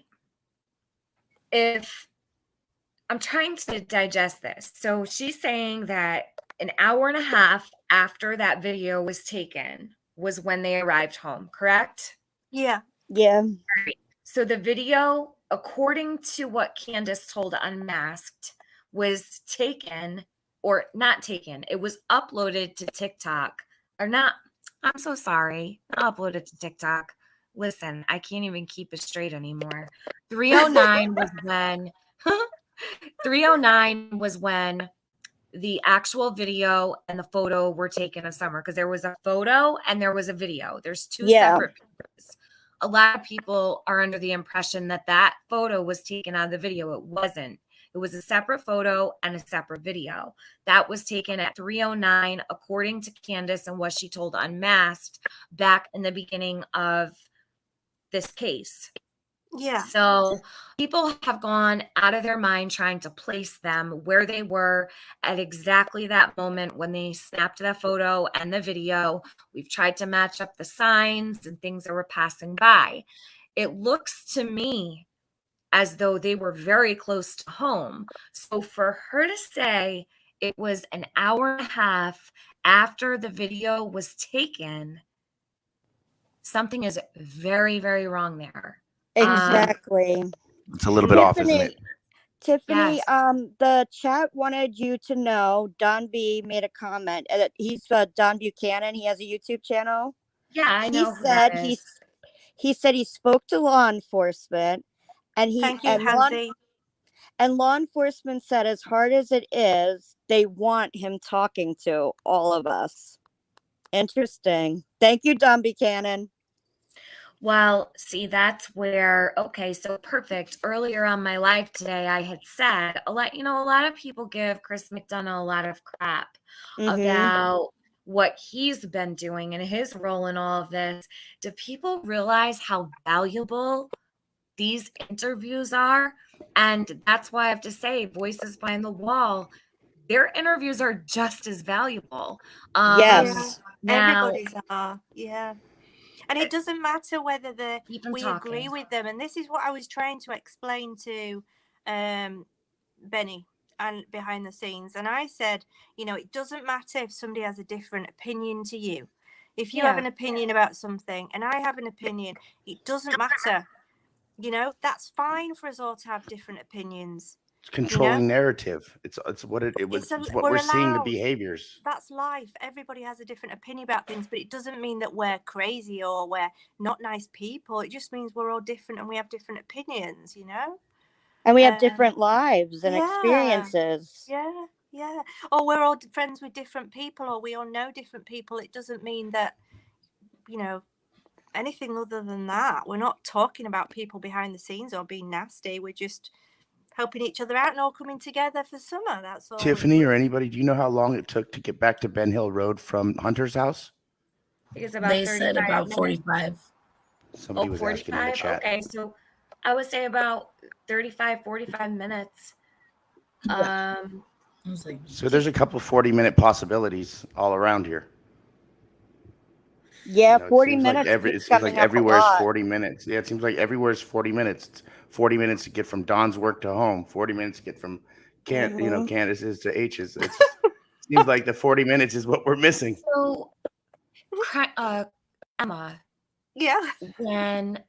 What was your overall takeaway from your conversation with Candy? So you said that you felt that she was kind and you felt like she was personable, and I thought she was a really nice person. She was funny. Okay. She was kind. She was nice. I believed everything she said, to be honest. I think there was a lot of things she swerved if she didn't want to answer. She didn't So answer. You got to look at what those things are. Look at the questions that she tried to duck, okay? And that's what I would say. It was to do with the boys and the CPS. I asked her why. Oh, okay. Well, that's understandable. And she dodged that. But apart from that, she was just so open and nice. Okay. And you stated that she when she started drinking, and it's a proven fact, when people are under the influence, they're more themselves. They tell you more. They show their true colors. They get more angry. That's why I think when Don's attacked, with his text today saying Summer would hate all you for this and all this hatred stuff. Yes. Who said that? That was on Voices Behind the. They posted that. I read that earlier. I read the. It was their community post from this morning at 8:25 a.m. They said Summer would hate people for what? For what we're doing. Yeah. I can pull it back up and read it to you again if you missed it. Yeah, it was pretty bad. Oh, do you want me to read it again real quick? We're all here for her, trying to get answers, and we're not just hating on people for the fun of it. We're literally having an adult conversation. Yeah, that's all we're doing. About what people have said, and we do. Everybody does that in other areas of their life or other topics. Voices, Benny, they all do, I'm sure. I'll just read at the end of it. It says, "I wish Summer could see what they're all doing. Someone she loves with all of her heart. She would hate them all. It's bad enough whatever she's going through. How evil." That's horrible. It is. Yeah. I mean, for a church-going guy, you learn to pray for somebody, right? You want them to get the hate out of their heart and not create the hate. It's not about that. Candy also said that Candace is not religious. Is that correct? She said that about Dawn. Yeah. Oh, she said that about Dawn. It wasn't about Candace. Yeah. No, it was about Dawn, because have you noticed the pictures where she's just fast asleep in the church? And then people are questioning, like, is he religious? Because he's coming out with all this religious stuff all the time. And so I asked her, and she said her answer was hell no. Wow. I said, is he really that? Well, he brought up Just like a verse else. that he said. He brought up a verse that he said he apparently read right before the show, and it really touched his heart. And he'd like to share it with us, and he couldn't remember the dang thing. And then at the end, he pulls out his Bible and reads it, which you could summarize for us what you read. Why did it touch your heart? Did it have anything to do with Summer? Did it have anything to do with you wanting to help find her? What touched your heart? And the prayer at the end, it felt fake to me. It's a facade. It's a frontal view. That's all it is. Well, if you think about it, the other day, they were trying to, that channel that I'm not going to name, and Don were trying to work out what Chris was going to say with this 45 minutes. And he did that on purpose, didn't he? He said he put that on purpose because he knew that they were going to try and come up with something before he did his. And that's the strategic attack like they did on you today with posting. And exactly the same with me today. They saw what was coming up, and they tried to put out there, but it hasn't worked. It's not worked because, I'm sure Candace did explain to her mum, since she speaks to her every day, that she'd been to Walmart to get her glasses fixed because they'd broken. So, and I've already played the little video at the beginning showing you that I clicked on Candace and onto Messenger and got the messages up. So I'm not talking to anybody else, but they tried to put out there that it was all false. And I'm not a liar. I mean, we all make Well, they even went as far as putting it in your chat at the very beginning. That's what was disrespectful, is coming into your live stream. And it was in the very beginning of your chat is where they put it. I don't have a problem with them if they post it on their own page. But they come in here and say that we're lying or you're lying is a crock of crap, which means that nothing we can believe that comes out of their mouth now, which I don't know whoever did before, but whatever comes out of their mouth, you're going to have to take with a grain of salt. Yeah, and I do, because, I've been bullied on here, just as we all have. And you know what? It's like water off a duck's back now. I really don't give an S anymore. I'm going to do me. You lot do you. And, let's all come together and do what we do. But I really don't care. I really don't, to be honest. It's just silliness, and it's childish. You can't care when it comes down to this baby girl. You can't care about anybody's feelings. We're not the feelings police. And the thing is, most of my subscribers and yours, they're not stupid. They know what's going on. They can see what's been said, and they've watched all these interviews. They're not daft. They know what's going on, don't you guys? Yeah. So, yeah, but Candace never heard this. Candace never heard a scream, and she was outside in her camper. She was outside, and she never heard any screams. So where's that come from? Does she? I'd be interested to hear if she ever hears any dogs bark. The dogs that are apparently better looking than Don. Oh, jeez. I nearly fell off the chair when she put that. Honestly, I nearly fell off the chair. Oh my God. And she said, "You guys, well, they are, aren't they? They are, I have to get off of here because I need to get started on dinner, and I'm planning to do a live stream afterwards. But yeah, no worries. No worries. Well, I have gonna one go soon. part I need to finish up, but I don't want to rush off your panel. I don't want to be rude. I appreciate you inviting me up here. But listen, what's most important is thank you for reaching out to her and for getting some answers, because this woman has not spoke to anybody. Exactly. She hasn't spoken out for Summer at all. She has seemed to be more consumed with what other people say. And you did an incredible job. And it was amazing that you were able to make a breakthrough with her. So I agree.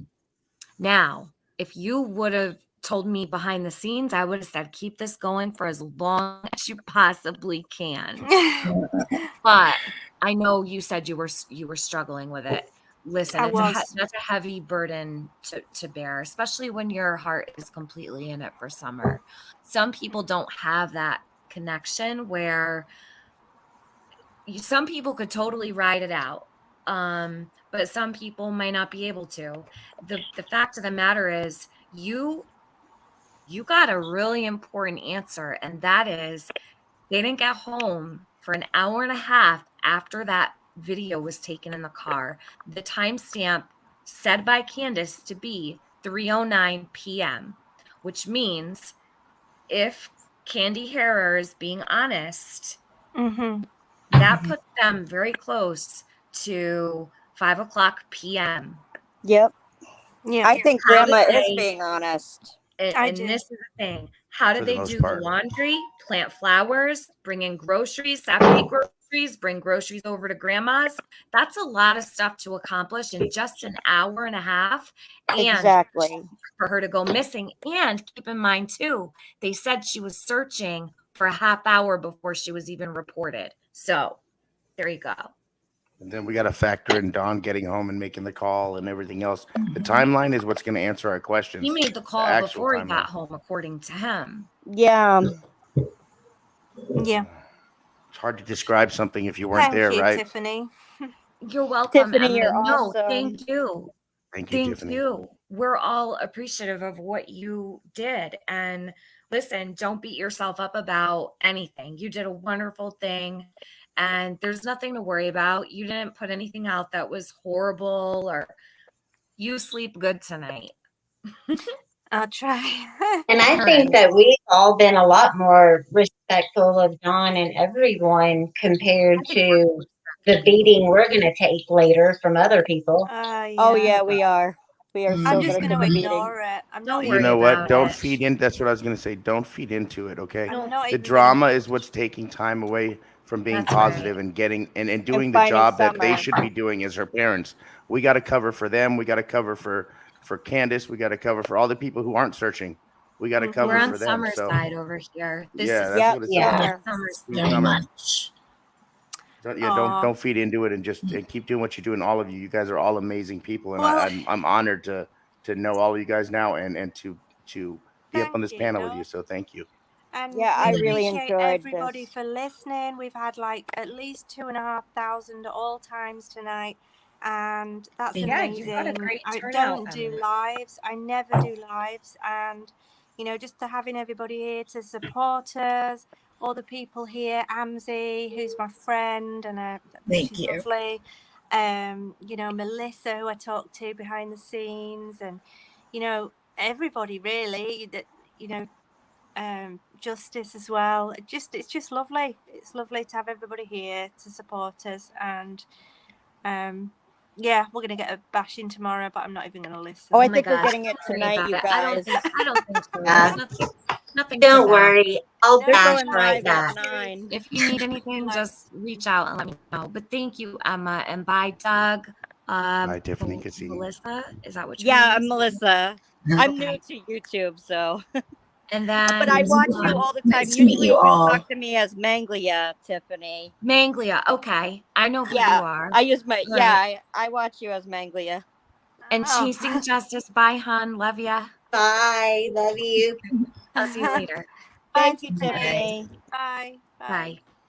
And to Dawn or whoever's out there who did this to Summer, we have a very particular set of skills that we've learned over a long career, skills that will make a nightmare for people like you. Bring Summer home.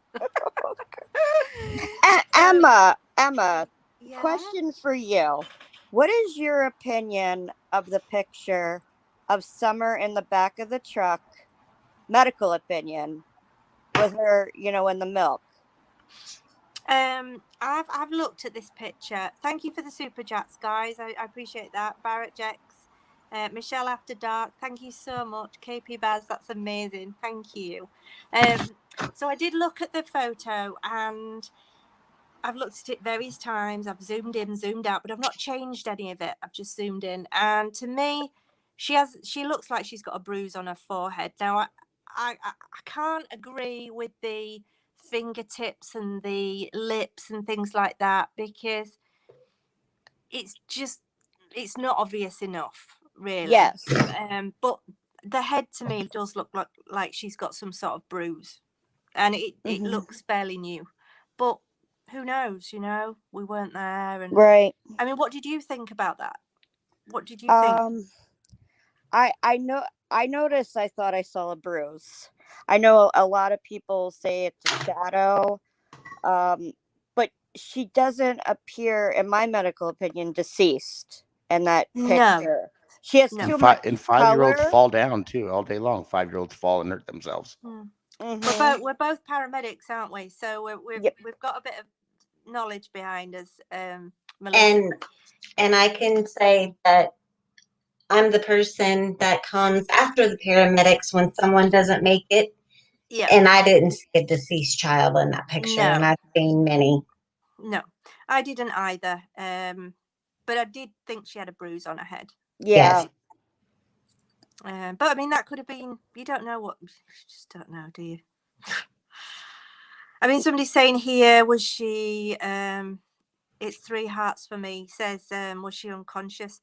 Now, that's a really difficult one. How do you tell if someone's unconscious? Because through a picture, because they can just look like they're asleep. I mean, like people who are diabetic, people who have had too much to drink and they're absolutely unconscious. They epilepsy don't can look do dead, that. you know. You wouldn't be able to tell. You'd think they were just asleep. So it's difficult with that one. I don't think you'd be able to tell. It's just very strange how they put that heavy of clothing on her on such a hot day. That just seems strange. I should have asked about that. Oh, I did ask actually about the clothes. I've skimmed through a lot of the little bits because I didn't think we'd get through it. But I did ask her about the clothes. I said, was Summer excited to wear the new outfit? Because I thought she might tell me when she put it on, that kind of thing. And she said, of course she was excited to wear it. Grandma bought it for her. But I didn't get the time or when it got put on or anything like that. But she said she'd bought it for her and she was excited to wear it. Oh, it's so sad. I know. And we kind of expect now that Grandma Candace is going to deny having this conversation because she probably doesn't want her daughter mad at her. So we kind of knew this was going to come, that, possibly that she said, no, I never talked to anyone. And but I believe a lot of what she said to you, Emma. Well, I mean, it's definitely her. It can't be anybody else. It's her mum under her page, the woman that's tagged in photographs from years back of them out in all these different places. It's a woman that's tagged in all these photos with her over the years. And the profile says from joined January of 2016. So it's not a new account. You can't change your join date. No. It's not faked. And I tapped on Messenger and it takes you straight to the messages, and I've played that various times on here so people can see, because I knew I was going to get that. I knew it would be the first thing that people would say, it's not her, it's not her. Maybe you can ask her after the live stream through Facebook if she even said that she hasn't done an interview or talked to anybody. Maybe we can get some clarification. Maybe she wants to say something, or maybe not. She probably wants to have a go at me. The worst thing she can say is no or nothing, and it's not harmful. You did a great job, Emma. Great job. You really did. You gave us a lot to work with the discussion you had with Grandma Candy. Well, it's just opened up a little bit more conversation, and hopefully, we might be able to. Hey, if A Balance is in here and you need someone to drop off, he could come up and shed some light if you'd like. I don't know if he's still in here. I don't know. He was making chocolate. Oh, chocolate. He was making. Oh, chocolate. Yeah, he was making chocolate. Yeah. Yeah, he didn't have time to come and talk to us.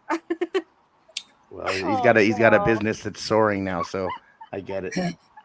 Yeah, he's doing good. He's doing really well. You know what? AB's a good dude. AB he makes me laugh. Yeah, but you know what? This is the best way to get a business out to the world is with the world watching. And he used what he built, and He built up a good group of people, and you I'm appreciate it more when you've started from nothing. You know, you appreciate what you've got, and he deserves it. To be honest with you, I think he deserves it, and just like anybody else deserves it. So he's a and he's one of those people that does have a particular set of skills. He definitely does. He's got an army of skills, put it that way, and I'm proud to be part of that army. And your guys' army. I think it's very valuable what all you guys are bringing out, whether it's positive or negative or indifferent. It's the thought process of, is this a possibility, and can we mark it off the list? And you know what? I wouldn't even mind having some of those channels that have been mentioned on here to talk with us.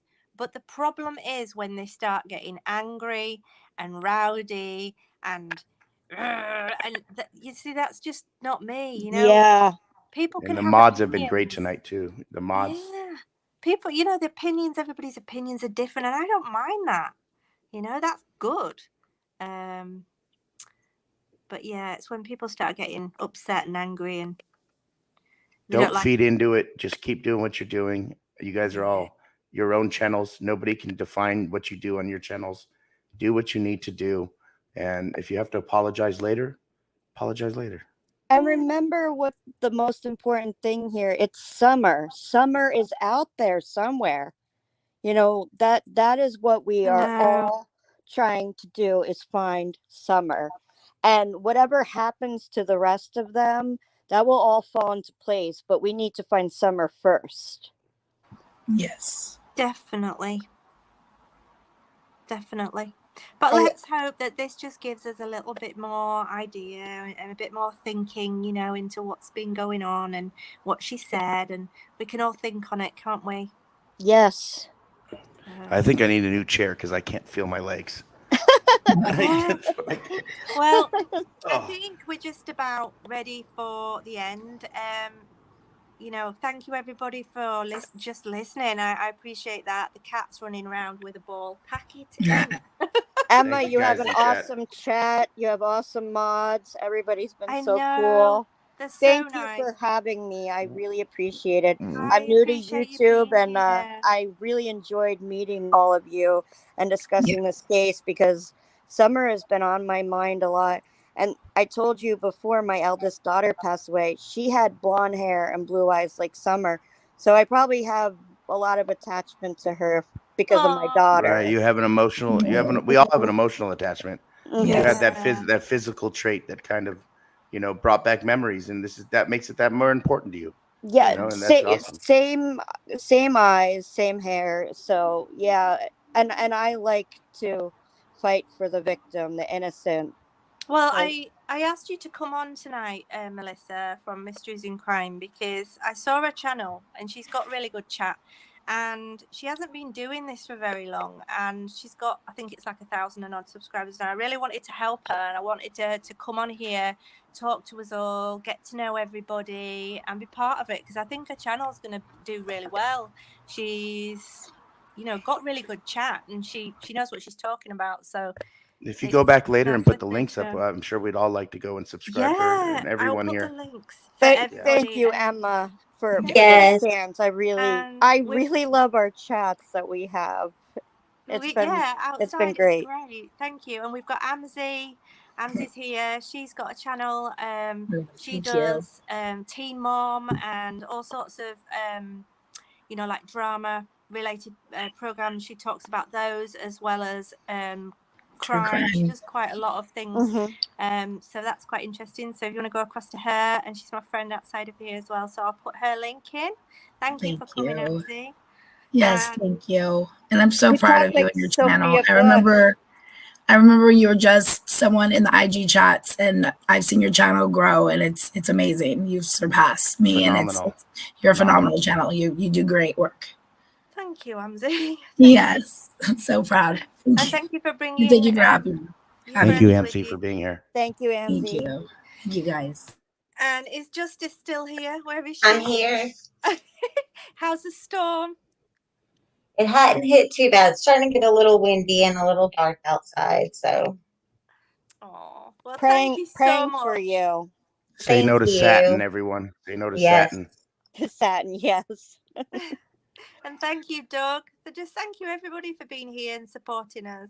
I just adore you, Emma, and speaking with you outside of YouTube. You're just a great person, and it was lovely to see your family tonight beforehand. Yeah. And thank you for letting us into your world. No, I mean it. To let us into your world means a lot. So thank you so much. Oh, thank you.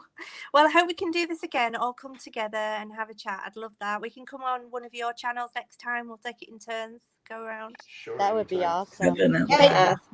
Can everybody throw some hearts up for Summer in the chat? I think that would be very nice to end this. Yes. Definitely. Purple hearts for Summer. Yeah.